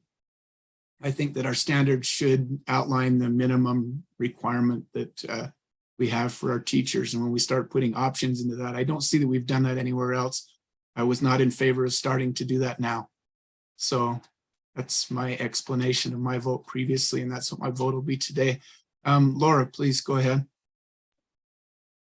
I just want to reiterate, there is no way that our K-6 teachers can teach everything that's in any of these. We will never get there. I've been where John is, and we can't get through the day. When we're seriously, you're talking maybe 30 minutes twice a week for social studies.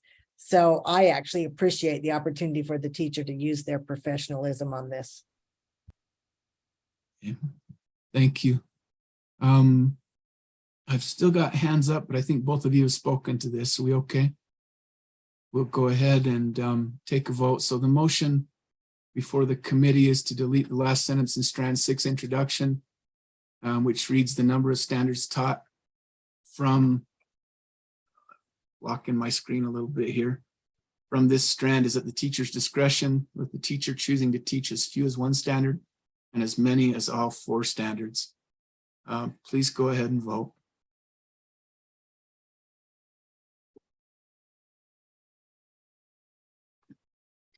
The motion passes with 3 in favor and 2 opposed.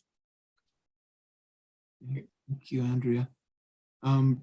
Brent, you've got, well, let's see, we had your last one up, I think. Jenny, have you got another one on 5th grade? I do. Okay.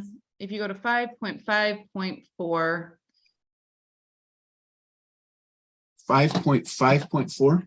That would be accurate. Okay. And I'm just moving, I would move to remove this from our document. Trying to figure out how to simplify. There's all of these towards the end. For example, compare the motivations for and desired outcomes of the United States entry into World War I, World War II. We're asking elementary teachers, and I just think for them, we're asking them to figure out the motivations and then desired outcomes. These are heavy. All I'm saying is moving that in when an evidence-based claim about the United States should play as a world power and leader in solving current global events. One of the comments as I went around was, I don't even know if a graduate student can fully answer that. This is, you know, and we're asking our 5th graders, and this is after crafting an argument, and, you know, all the others in this area, I would recommend we remove this one. Okay. So the motion before the committee then is to remove 5.5.4. Member Straight. Well, I would really like to hear from an elementary teacher on this one. Okay, and we have one with his hand up. John Arthur, please. Thank you, Chair. I really appreciate the thoughtfulness that's being paid to trying to save teachers from being overwhelmed by these standards. At the same time, I teach 6th grade currently, and I am continuously having to have conversations with my students about a variety of global issues right now. The war in Ukraine, droughts in Africa, where a lot of my students, their parents have come from as refugees, and making sense of what is happening in the world and the United States' role as a world power, and especially as a leader in addressing and solving these current global problems, really takes, again, exactly what so many of you have said, and connects kids to their, not what was, but what is now. And it's something that was very important in the previous standards and was condensed into this one standard, where kids are taking all, again, that knowledge and information they've gained and using it to think about proudly, not just leaders in their communities, but as Americans, as global leaders in helping to make the world a safer and more prosperous place. Thank you, John. Any other comments from committee members or writing committee on this one? We're kind of having a back and forth here, the last few motions about the number of standards and the amount that's covered in 5th grade. And I, for one, I'm assuming that the writing committee understood that when they put these together, and they've been paring things back from where we were before, but that this is an acceptable compromise, I guess. We talk about government and compromises all the time, and the important things that need to be covered and the amount of time that we have to cover them. Is that, John, can you comment just on that aspect of things? Yes, Chair. And again, I so appreciate this. This was, over 2 long years, the conversation we had more often than anything else is, have we cut them down enough? And if we cut them down too much, have we destroyed what is necessary for our kids to learn in our elementary schools? Again, the way that the standards were previously structured, you had standards and then objectives and sub-objectives. And in 5th grade, there were 62 objectives and then objectives beneath those. And we cut them back to 29 standards. So we went from 5 standards to 6 strands, but with 29 standards underneath them. As Board Member Belknap said, even that is too many for a teacher to reasonably teach in a year. However, the question is it more reasonable than it was? Absolutely. As a teacher, am I far more satisfied by these standards than the ones that I previously had? Absolutely. And am I pleased by the improvement in the quality after the 15 years since those standards were written? Absolutely. And as I have conversations with my fellow teachers, resoundingly, that is what I hear. It's a crazy thing to say, but we could never have standards given our current structure to our school days that would be wholly reasonable for us to teach in a nicely paced, comfortable way. But these standards have everything that we prioritize as educators. They also open the door to including more of the histories and the communities that are represented in our classrooms, and they are far more reasonable to teach than what we had before. And they open the door to teaching them in more dynamic ways with what Michelle pointed to earlier, greater connection to language arts and those standards. So as a teacher looking at these 5th grade standards, I can see immediate places where I can satisfy strand 6 with the objectives I have in writing. Just they directly correlate, where I'm supposed to be pushing my students to make sorry about my dog, to push students to do persuasive writing and informative writing in 5th grade, housed within these 5th grade social studies standards. It makes a lot of sense if you're on the ground in classrooms today. Thank you. Jenny, response. Yeah, just when we say we have less, but many of these it's more. just 5.5.1, we're going to do the process, then expand, and then influencing the state holdings. And then we're going to also figure out the impacts. And I realize what's going to really happen, because it is so much, is they're going to just pick and choose is what's going to happen. And we didn't really, my concern is we didn't get to the meat of what we'd like to have covered. And some of those things I'm concerned that are just going to get, they're going to either get watered down or skipped over. They'll pick and choose what they want to get to. And I feel like it's a disservice because while we reduced them, we kept them so broad, and maybe some ways, some of them ambiguous or difficult to understand. But I'm grateful that everyone seems to know that they know how to do it, because some of them, the people I talked to, curriculum directors and others, said it would be a major feat. And that's what Board Member Belknap kind of articulated, and others as well. So, and that 30 minutes means it's, hopefully it'll get integrated into other places. So thank you. Okay, thanks, Jenny. Brent, go ahead. Yeah, I'd just like to add that we're doing something a little bit unique with this, in that we're going to actually develop curriculum. That curriculum is not going to be forced, but I can guarantee you that teachers will eat that curriculum up. And because social studies lessons for a generalist, are they more likely to do it if they have to labor hours and hours to put together a plan or think of what instructional strategy they're going to use to present that material? So, and of course, they always have the freedom to use whatever instructional strategies to get to the heart of the standard. But yeah, we're doing some great things here. And I just have to add that as I've looked back on the previous standards for social studies, these are the best social studies. Even though we tampered a little too much, these are still the best social studies standards that we've had in elementary that I remember. So that's where I'll leave it. I'm ready to vote. Okay, thank you. I don't see any other hands, so I'm assuming that the rest of the committee is ready to vote as well. The motion before the committee is to delete strand 5.5.4, which is make an evidence-based claim about the role the United States should play as a world power and leader in solving current global problems. Please go ahead and vote.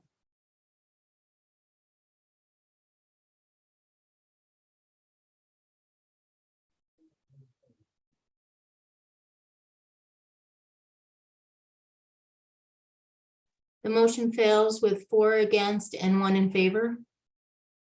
Thanks again, Andrea. The next motion then would be back to member Straight. We're 5 minutes over for our break here. Is now a good time for everyone to take 10 minutes, be back at 7:15? Sure. Okay, so quick break, back at 7:15, and we'll see if we can get the rest of our work done tonight. Thank you.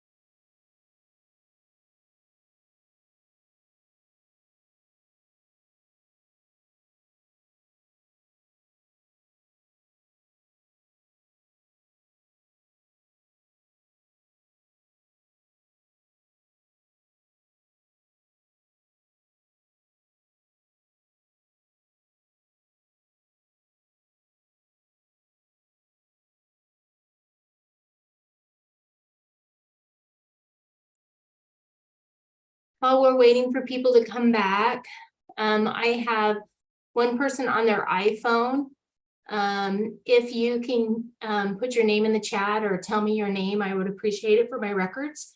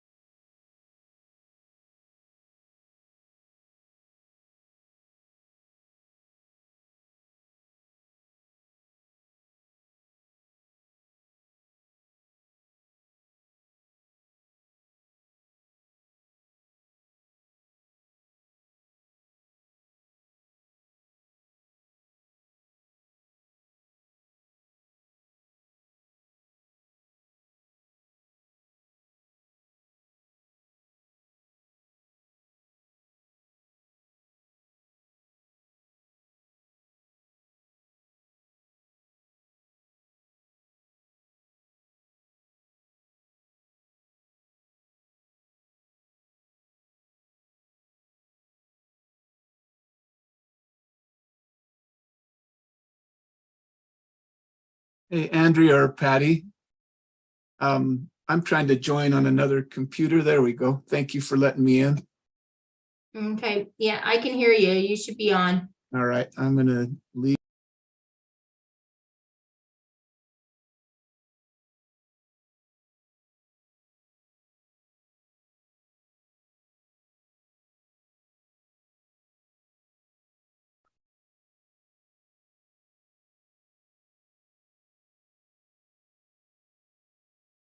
I think it should be a requirement that everyone shows the snacks that they got in between to get them through the rest of it. I admit I had to go get some chocolate, so just. I did too. How do you just want that because you know you would win? I've already shared pictures of my Still snacks. There you working go. on Thank you. leftover Thank you, Board Halloween. Member Cannon. I made a gingerbread cookie of the Millennium Falcon. Oh, how What? cute Oh. is that? My super snack. Wow. Yeah. That Board is Member the- Cannon wins. She Sorry. That's the best. Yep, I'm still working on leftover Halloween candy here. My wife made crepes. Oh, Oh, I don't know. That's close to the Millennium Falcon, I think Yeah, so. you win, you win. I guess. Okay, have we got everyone back? Let's see.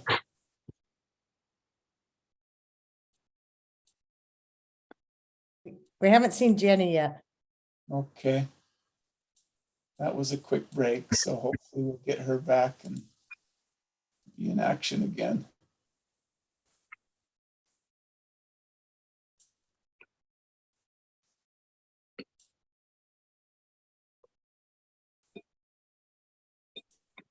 Jenny is back. I can see her cute face, so I think all your members are back.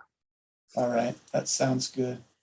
Okay, and where we left off, I believe that was a motion by Member Earl.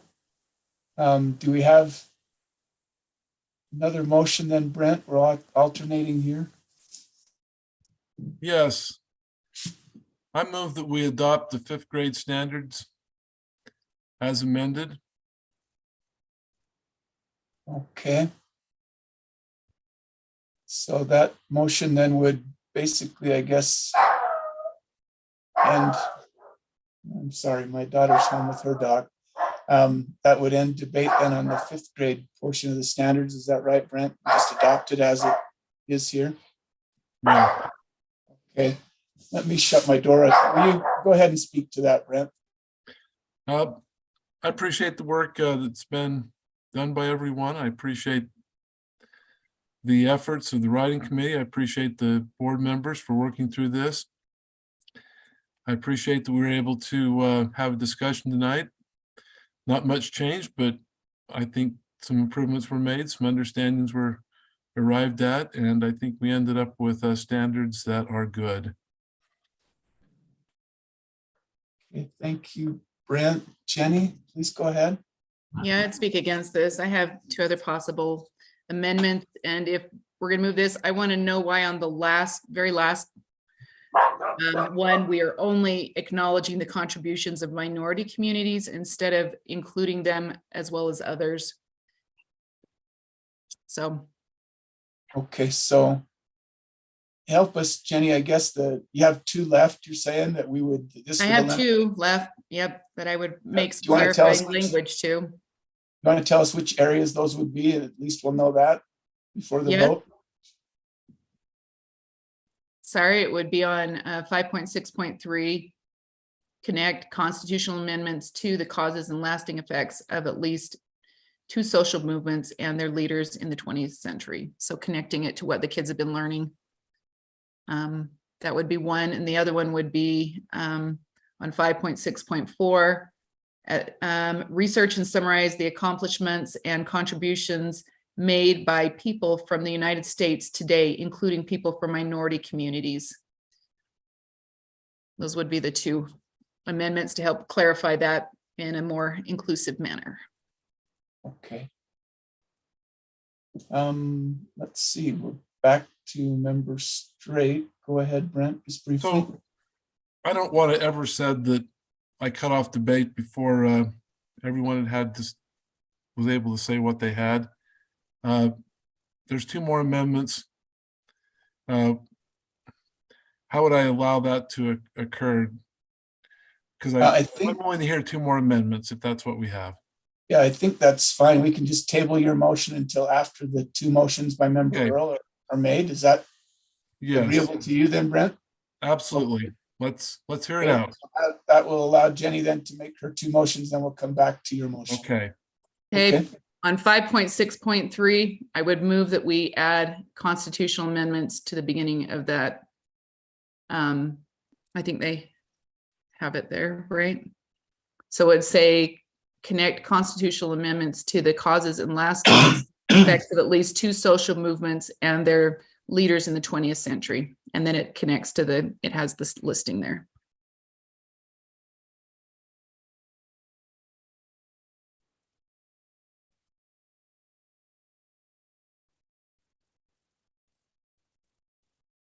Okay. Do you want to speak to that, Jenny? Yeah, it directly correlates with the foundational information that we've been teaching the kids during this 5th grade strand. So I just think it creates a greater clarity and simplifies it for educators. Okay.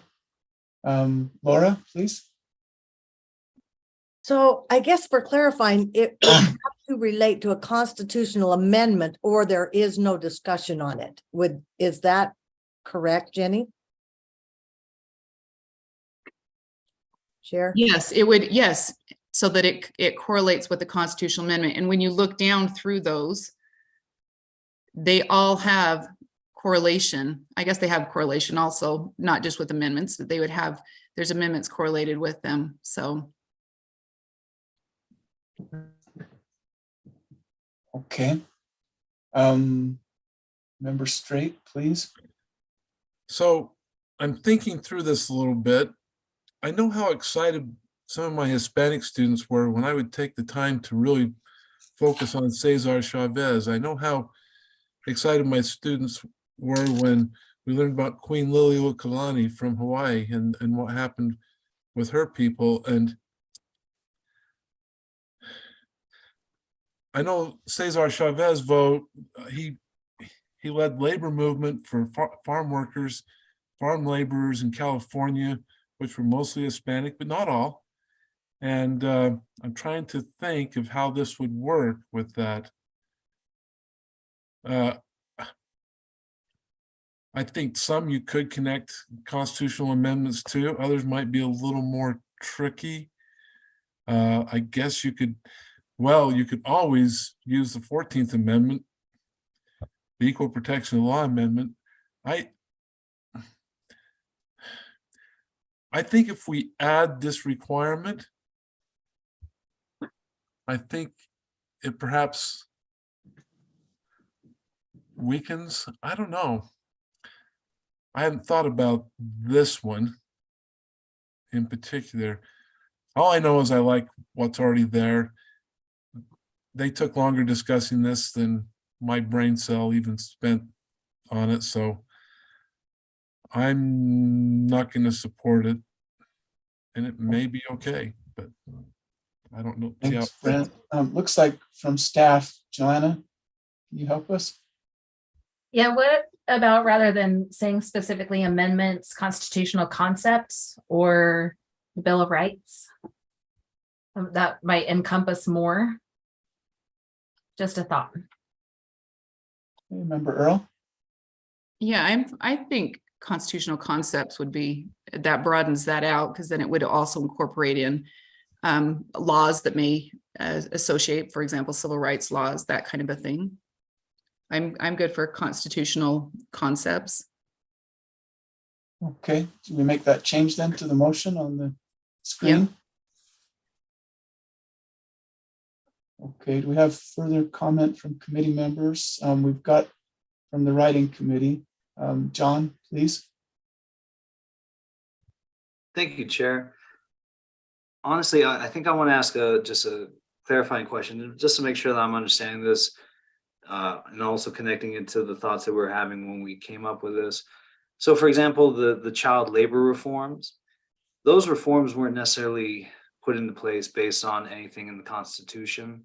It was, act of Congress that changed it so that children were no longer, working at the level that they were, and also push for free and compulsory education in our country. That didn't necessarily stem from the Constitution. So with this change, would that then not be a social movement that would instructionally fall under the standard?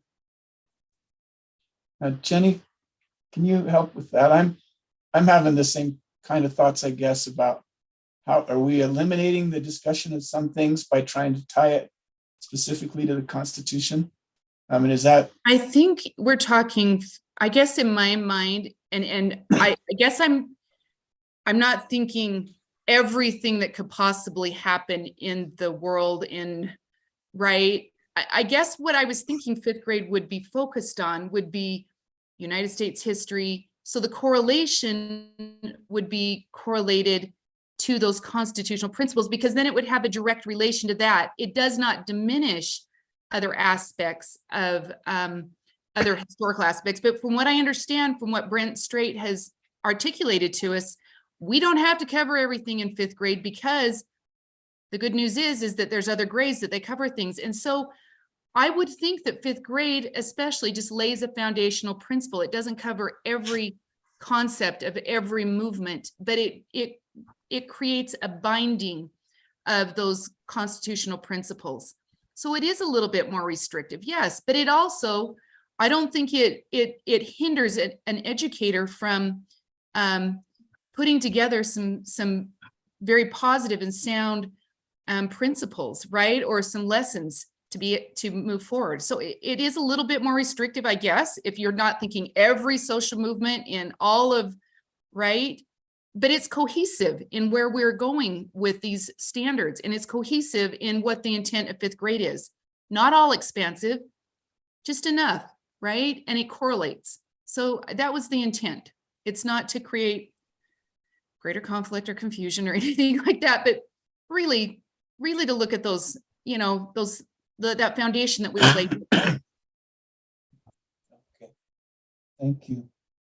Further comment or questions from committee members, or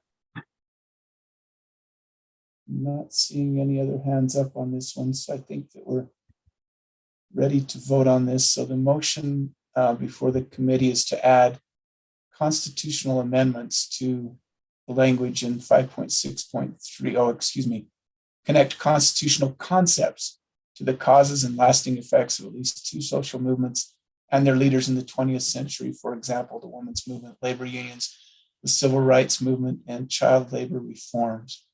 So please go ahead and vote.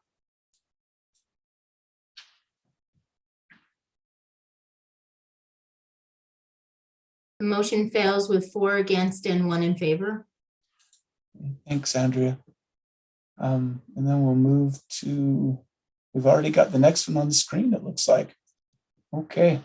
Yes, 5.6.4, research and summarize the accomplishments and contributions made by people from the United States today, including people from minority communities. I just think, I'm not sure, and maybe there's a great reason why we would not include anyone. I think the idea, unless I'm wrong, was to make sure our minority communities were not excluded as we were looking at contributions. But I also think there is value. So are we saying you can't, if you have someone you want to talk about the contributions for, we have to decide whether they're in a minority community before they're allowed to be in this particular area talked about? I just am wondering what the thought process is behind not including all, and just making sure, if we want to make sure that happens, to articulate that in a clear language. Okay, and I think we have some folks here who can answer that directly. So we have Aaron and John and Michelle here. Would one of you like to speak to that? John, you've got your hand up, please. Thank you, Chair. And I'd like to speak to this just because I remember these conversations very clearly. I was on the committee to write the fifth grade standards, and this especially came up around the time that Asian hate was flaring up across the country, also in the wake of the death of George Floyd. And one of the things that we faced as we were talking about these standards is the fact that one of the main contributors to hate in our society is a lack of not only understanding, but knowledge, an understanding and knowledge of the accomplishments and contributions of all communities to this great nation. And I even saw it in my own classroom where students didn't know that Asians had contributed to incredible moments in our history, and that led to misunderstandings. And so we wanted to make sure that here in these new 5th grade standards, there was some place, at least one standard where teachers could point to and say, this is why my students are doing a PowerPoint presentation on the contributions and accomplishments of Americans with disabilities, or any community that you want to point to. Frankly, all of the other standards open up opportunities to talk about majority contributions or majority culture, but there's nowhere for a lot of our students to see themselves reflected in these standards beyond this standard in particular, in a place where teachers can go to any child and say, hey, who do you want to study, and who do you want to celebrate, and how do you want to bring that into the classroom? And it opens up the opportunity for them to research and then present to their classmates and to their school communities, and hopefully broaden everybody's knowledge and understanding of one another. That's the thought process behind this standard. Thanks, John. Jenny, please. So I'm trying to clarify, who is not included then? Who do we know can be included in this? And I know that sounds like a tricky question, but how do I mean, I have lots of kids in classrooms that I see, and do I say, no, I'm sorry, that student, you can't pick that person because that would not fit? Do you see what I'm saying? I'm trying to understand how this is the language I'm putting here is inclusive, but I'm trying to decide who do we exclude so that it is. Do you see what I'm saying when I'm talking to students, right? Okay, Or as I'm a going to go back to you, John, for just a quick response. And then we're I going to apologize. Thank you, Chair. Okay, go ahead. Yeah. So I would just go back to the conversation that was had earlier around the difference between clarifying and extending.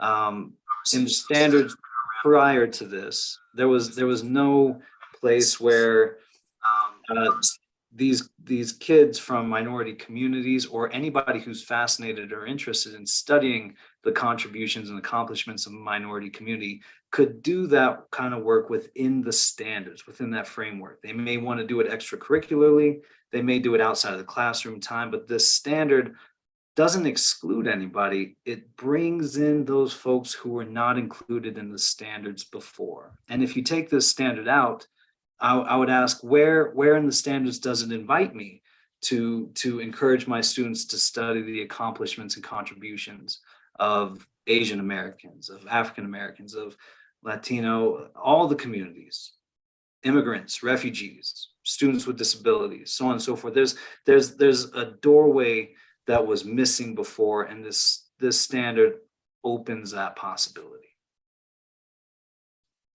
Thank you, John. Brent. Yes, thank you. I think it's important to always remember that students need to see themselves in the curriculum. They need to see what their ancestors have done and how that all fits together. You know, Utah is well known as being very open to different cultures, and I think that comes from the fact that the predominant religion sends out thousands upon thousands of missionaries to all parts of the world, and as a result of that, they come back with a different respect and understanding of culture. I'd also like to remind everyone that I think there's been some great effort made even before House Bill 244 was on ethnic studies was put in place. I see some great elements within our standards where that is celebrated. Now, one of the things when I first started teaching, they tried to do this inclusion thing. And so they'd find examples of different individuals. For example, Lafayette comes from France to fight in the American Revolution. Or they would talk about Betsy Ross coming and taking water out, and her husband's killed, and so she takes up the firing the cannon. Unfortunately, in those early attempts to be inclusive, we often put people in situations where they were, for example, women became soldiers instead of really looking at what women did during the American Revolution, or Hispanics during World War II. They didn't necessarily look at them and show the contributions that were made. So I think the standards do a good job of basically aligning ourselves with House Bill 244, ethnic studies. And I know that there's been some who have said that ethnic studies bill, that they didn't support it because it was critical race theory. I disagree. I think that's wrong. I think we need to be intentional about including people from all cultures, from all backgrounds within our standards. Thank you, Brent. You have further comments from committee members on this one? Oh, Jenny, please briefly. I think this is inclusive, but to have to tell kids to be exclusionary in some regards, or only some people, I think this becomes that middle ground, or that balancing, where we're able to, we make sure we're including students or people from diverse groups. I still argue, I'm not sure who's excluded exactly. And that's a little concerning for me, is if we're leading in a certain direction, saying you can't do these because of this. I think this opens the door. It's a balancing, and it's a careful balancing. So. Okay, thanks, Jenny. I just, for myself on this one, I think that much of our documented history represents white male culture. That's, the history books were written by the prevailing social classes, and that's what our history books are in. So I think it's important for us to be somewhat intentional. I don't think we're excluding any other groups, because a lot of it is covered in the other standards that we have here. This is just to say, hey, we need to recognize that there are some lesser documented contributions that probably need to be highlighted and brought to the front. So I see this as giving us an opportunity to talk about maybe like, not exactly what Brent said, but to search out maybe some lesser known contributions and maybe spotlighting those and letting our kids understand that our history is more expansive than maybe it's been portrayed traditionally.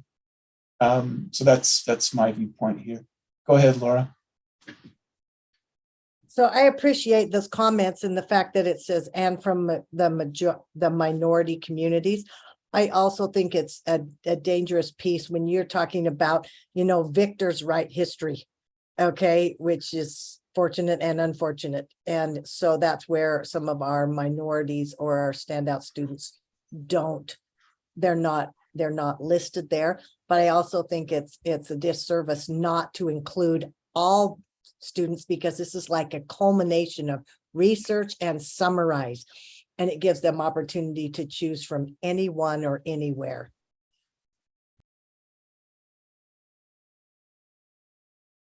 Okay. Do we have further comment?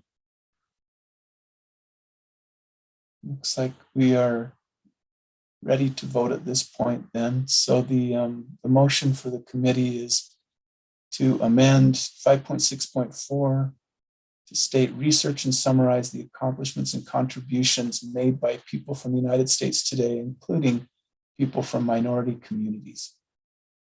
Please go ahead and vote.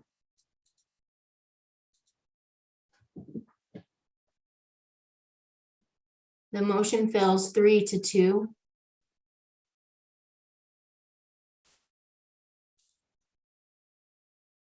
Okay, thank you.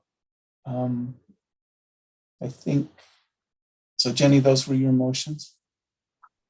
Okay, that puts us then with the motion from Member Straight, unless one of the other committee members has something that hasn't been brought forward. Don't see any hands, so we'll go to Member Straight's motion. You want to go ahead and make that, Brent? Okay. I move that the committee recommend that the board adopts the 5th grade standards as amended, including any conforming technical changes needed for all standards. Okay, that's the motion before the committee. Do we have comment to that motion, Brent? Enough said? Yeah, I'd just like to add, I know none of us got all of what we motioned, and I think there were some good improvements made, but limited. And so I support, even those things I didn't vote for, I support this moving forward. Okay, thanks, Brent. Jenny? Yeah, I won't be supporting this. I do feel like we just undid everything that, and whether you agreed with them or not, there's very few, if any, changes. And some of those were to create maybe a more balance to it, and to say that only the experts who wrote these have a say or can influence that. I think that's why we're board members. I've worked with a lot of people, reached out to a lot of people, trying to get feedback, and I feel like some of those things just we're not quite there on these. So anyways, and I do appreciate the work. I feel like these are greatly improved. I think that's been stated numerous times. And going back and looking at them, I would agree that there's a great deal of improvement, but unfortunately, I feel like they're not quite there yet. So. Thank you, Jenny. Have further comment from committee members? I don't see any hands on my screen. That looks like we're ready to vote then on this. Would be a final motion on the 5th grade standards if it passes. The committee recommends that the board adopts 5th grade standard as amended, including any conforming technical changes needed for all the standards. Please go ahead and vote. The motion passes 4-1. Okay, thank you, committee members. We're ready to move on, I think, to our 6th grade standards. It looks like Member Cannon has got a hand up. Please go ahead, Janet. Thank you, Chair. I would like to put a motion on the table that the committee approves the 6th grade standards as presented to us from the writing committee. Okay, we'll get that on the board here. So the motion is that the committee approves the 6th grade standards as submitted. Okay. As written. I don't know what's the wording that we're looking for. As submitted by the writing committee. Is that right? Okay, and that would take us then to on that first column on our chart, or I believe there is one in backup that is just the as submitted version of that. Okay. Yeah. Let's make sure we've got that on the screen, Janet, and then I'll let you comment or speak to your motion. Okay. Committee approves the 6th grade standard as submitted by the writing committee and recommend the board approves. The board approves. Pressure's on, Jeff. We can all see your name as you're typing this. Jeff will get us there.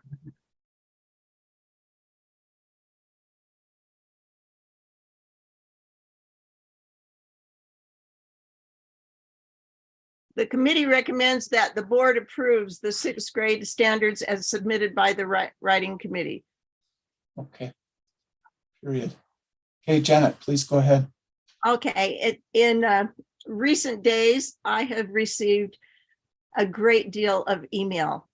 And a lot of this email comes from people that I hold in very high regard. They have expressed concern with our changes and great support for what the writing committee has done to us. They've expressed concern that our changes have potentially undone the vertical and the horizontal alignment that the committee put so much effort into doing. And I, for one, would like to preserve and commend our writing committee for what they are giving to us here. And that is the reason for my motion. Okay, thank you, Janet. We've got a hand up from Jenny. Please go ahead. Yeah, I would speak against that. I do think that there's some areas that we can clean up and make these better. And I think we've done it on the other standards. And I think there's no reason why we can't move ahead and do that as well.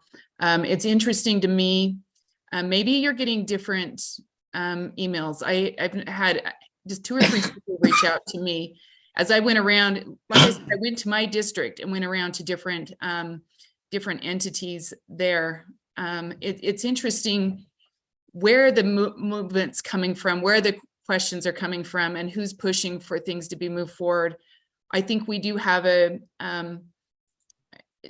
particularly in the 6th grade, to just be able to articulate where liberty and self-governance come from. I think it needs to be a little bit more strongly articulated in here and not left broadly in the world civilization area. And I think there's places we could clean this up still. So I would speak against this. Thank you, Jenny. Got a hand from Member Straight. Yes, it appears to me from reading the amendments, which Board Member Earl is alluding to, that one of the greatest concerns is about an understanding of Western civilization, about the development of the Constitution going all the way back to 1215 AD,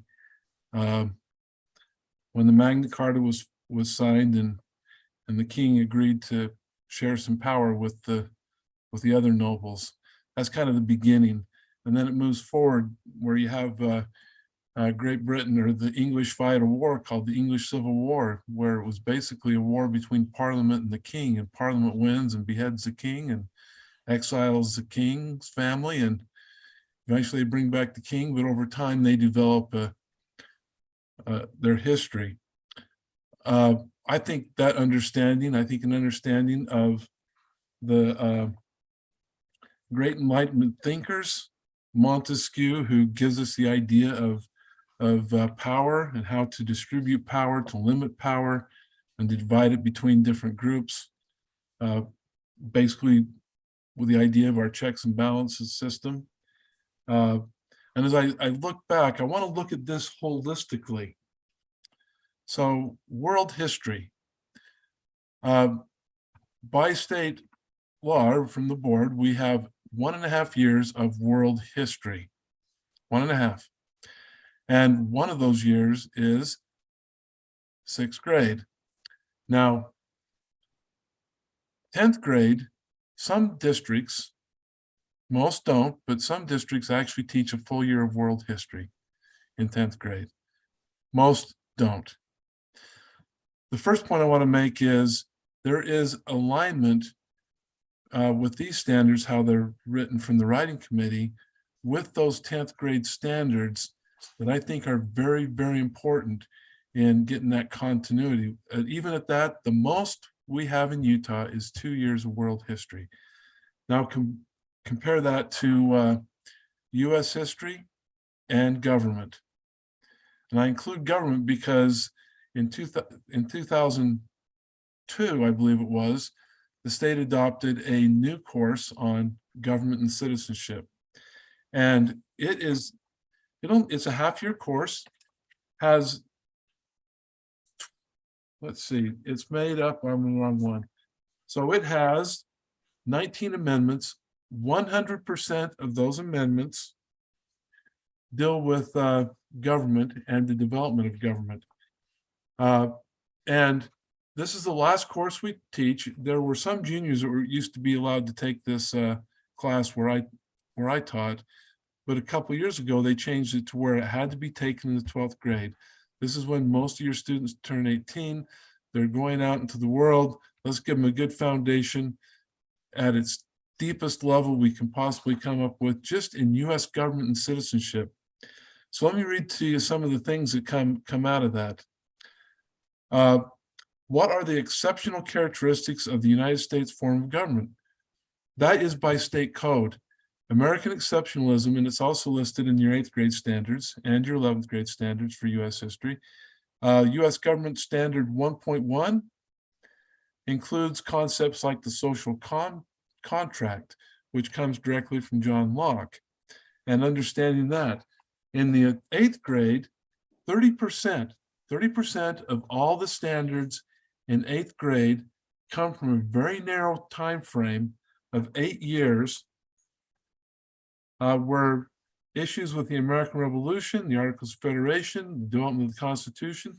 That is 30% of the standards in that course. So the first guiding question and the second guiding question is, what is a colony, and what role did the concepts of self-government and religious freedom play in the colonial era? It also mentions the Enlightenment thinkers in when it talks about the Constitution. The second guiding principle in the section on the Constitution, which is strand 4, 8th grade U.S. history. What is the evidence that Enlightenment philosophers, the Articles of Confederation, Shays' Rebellion, and the Constitutional Convention, Great Compromise, and the ratification debate all influenced the creation of the Constitution? So you see there, what was in 5th grade compared to what is in 8th grade, they now take a step forward because they talked about the Articles of Confederation in 5th grade, but here now they add elements from the actual debate of the Constitution, such as the Great Compromise, as well as other compromises that take place. So one of the narratives that greatly disappoint me is the idea that somehow we don't love the Constitution if we don't put that as a central theme in the world history standards. Now, is there a connection? Absolutely, because one of those standards includes the concept of revolutions and colonization. But instead of looking at it narrowly from a U.S. point of view, which I think is important, I think that's where you start. But now in this world history, now you're taking a broader look at revolutions. And is the American Revolution one of those? Absolutely. But we also have the Haitian Revolution, we have the French Revolution, and I'm missing one or two. I'm trying to, anyway, but those can be studied and looked at. But anyway, I think this goes so far askew of giving a balanced education to our students, because we only have 1.5 years of world history, and one is in 6th grade. And yeah, you're not going to get a ton. Now, I did do some research on that, and here's what I found. In most schools, or in many schools that I looked at, they didn't have set aside time for world history or any history in grades 1 through 5. But many of the master schedules in the 6th grade actually had it listed. Plus, you have one other factor. You have the fact that 6th graders often attend middle school. They have dedicated time for social studies. And even more so than they do when they're in the elementary. So if you look at the comments from the writing committee, one of the things they stated very clearly was that their standards were written from the writing committee to be effective at both the 6th grade, that is in the elementary school setting, and the 6th grade, that is in middle school setting. I applaud the love of Constitution. I applaud Board Member Earl, who wants to include that in everything. There was the intent to add a complete new strand at the beginning of this to every single grade. And, you know, we've done a great job. I haven't done the numbers, but I imagine we're close to 30% of our standards in 5th grade. And that have to do with the Constitution or directly related to it. So anyway, I know I've overspoke, so I will not say another word until we vote.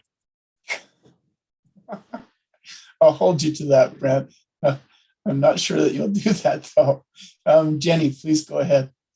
It's not an argument about the Constitution. It's an argument about, it's a historical argument about liberty and tyranny.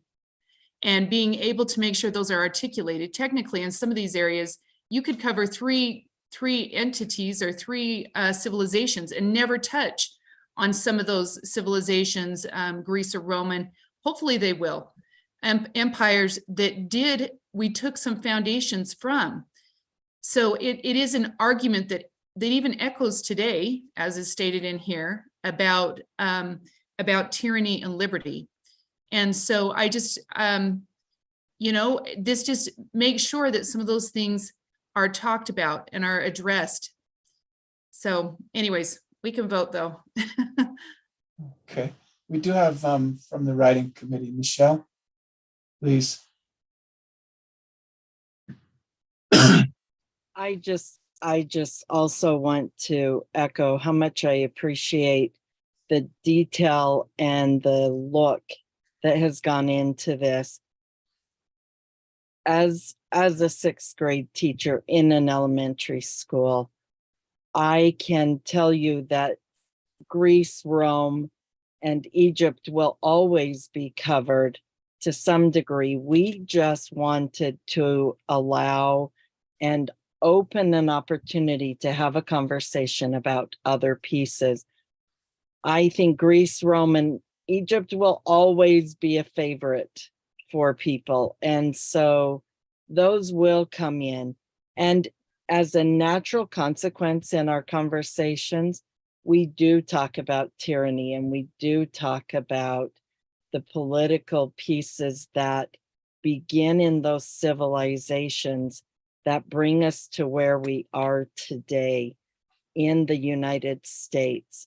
And while those are not articulated specifically in the standards, perhaps, they are naturally a consequence of how we discuss what occurs in those civilizations of all sizes as we bring it back into how it fits into our lives today and the importance of those civilizations in how the United States Constitution was formed and how we come together. Thank you, Michelle. We appreciate you being here with us tonight. Do we have other comments from committee members here? I will just say that as I look at these 6th grade strands, we have a sheet that's been prepared, shows the changes all in red that have been proposed. And I have to say that I am a lover of liberty. I live in Liberty, Utah. That's something that I think is very important. But when I look at the changes that have been proposed here and I see all the red at this stage in our process, I'm not comfortable in changing the focus of the 6th grade from what I see changing from world civilizations to more of a America-centric, Eurocentric focus. And I saw that myself. I've heard many comments from different educators about the same thing. And I think that we can improve our processes in the future. But at this stage, after this has been, as I said before, through several goes with the writing committee, through public comment where everyone had a chance to contribute comments to this, and some of those comments weren't received by the writing committee and passed on to us. I don't think that eliminates the chance for the board to contribute, But I think a wholesale rewrite, which is what I see this as at this stage in the game, is just not something that I'm comfortable with. And I'll be voting in favor of adopting what the writing committee has done for the 6th grade standards. Jenny, please go ahead. I don't see it that way. And this is the argument even last year. And I know I've argued this before, but it was wait, board members, wait, board members, wait, board members, you'll get your chance, but not really, because people have already put the time in and done the work. And I'm not suggesting it's poor work. I think they've done an exceptional job, but the idea we can't add upon that. I tried to be thoughtful this last week as I've reached out to people, gone back and gone through all of the recommendations I had, all of the recommendations that the writing committee had, clean that up and just make it as simplified and cohesive as could be. And to suggest we can't make any improvements on it, I don't think is accurate. This is the process, and this is what I was told. Just wait, just wait, just wait. And so anyways, I think it's a disservice that we're doing together, that we can't work through some of these. Anyways, I just think that, I don't know. And I know we're cleaning up the process, I guess. I don't know. I'm hoping that's the case. But anyways. I hope so too, Jenny, and I'll just respond briefly. I think that we as board members did have every opportunity to contribute during the general comment period. But we, at that point, were considered just as general comments. At this stage, we're acting as the board, and I think that maybe some of us see our roles as different at this stage, and the amount of trust that we put in the writing committee that we select. That may not be the right word, but that is how I feel that we put this process in place, and that we can. In my years on the board, we've never had this kind of a proposed revision that's been so much red on the page, and I'm just not comfortable with it personally at this stage in the game. So that's where my vote will go. And I'll let you speak again, Jenny, and then we'll have. I know. I appreciate it. It's courteous. I did, just to clarify, when I even proposed amendments at first, I asked if we could have some dialogue with the writing committee, and I was told, no, they're done with their work. You just put whatever forward. That's why we're at where we're at, because I was hoping to get some clarification on stuff, but that was, nope, it's just got to come before this group, and we've got to battle it out here instead of, getting some of those clarifications. So I just want to be clear on that too, that's why some of this has come forward, to ask some questions about things, but it had to be brought forward in an amendment type of a fashion, because that's what the process was at this point. And I was told the writing committee's done, just bring whatever you need forward. So I just want to make sure that's clear too. Okay. And I appreciate that. Our processes are not perfect. I hope we're improving them. We have proposals that are hopefully will get solidified by year end here, that will allow for greater input by the board at earlier stages in the writing process. So I think we can always improve those processes, but let's go ahead and make this vote. I see Member Earl's already done that. If the rest of the committee members would like to go ahead and vote.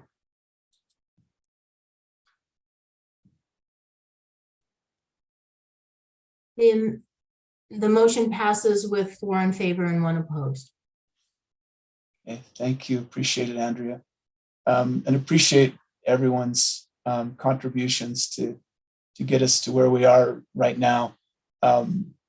Realize that there's been a lot of heartfelt work that's put into this, a lot of thought, a lot of public interest. And that's as it should be. This is one of the most important works I think that our board does, is to put together standards for our teachers and our students, to help our students receive the kind of education that we think is important.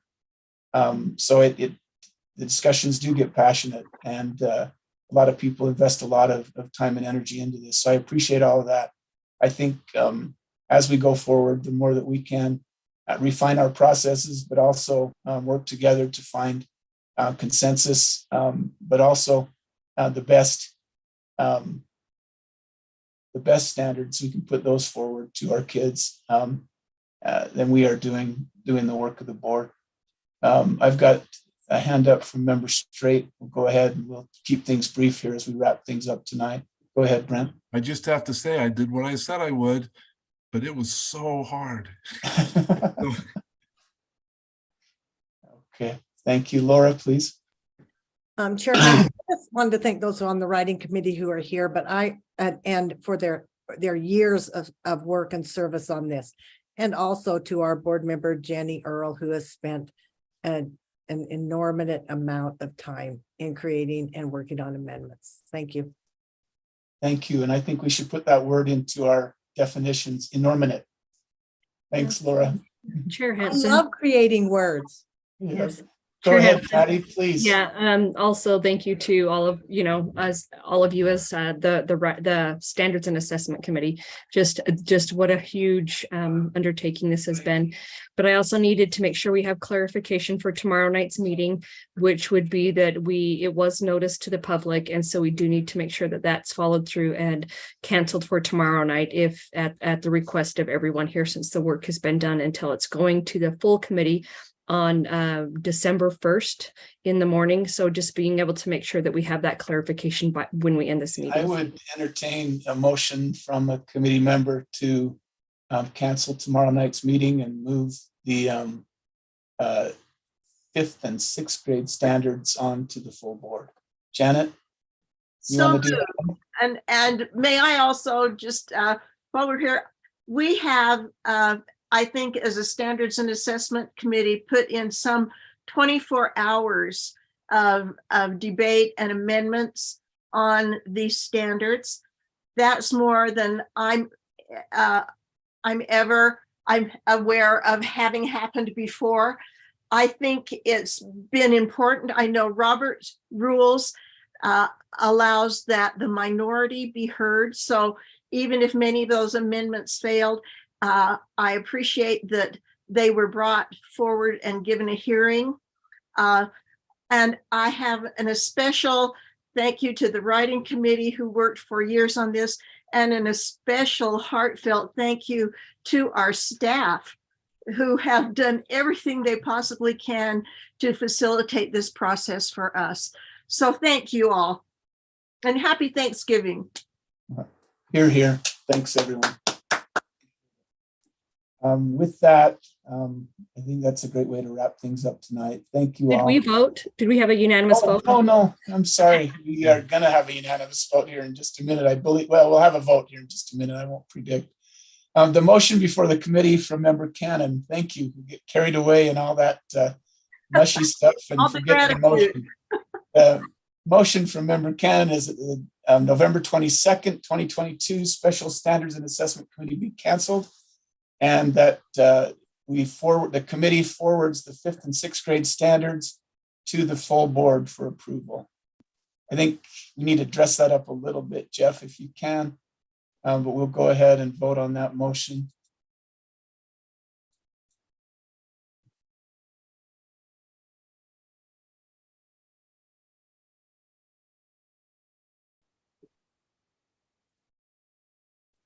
Is Jenny still with us? I am. There we go. So we're moving two things to cancel the meeting and to forward these to the board? Yes.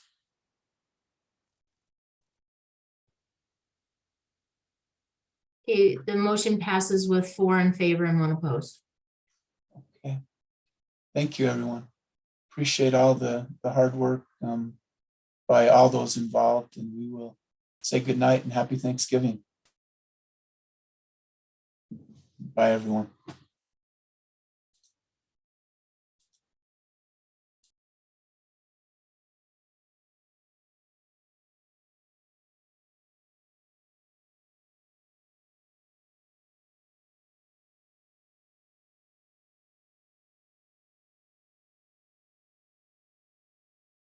Brian, are you still on?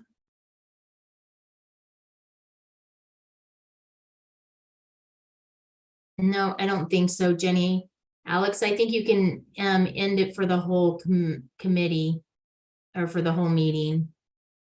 unless Jenny wants to still speak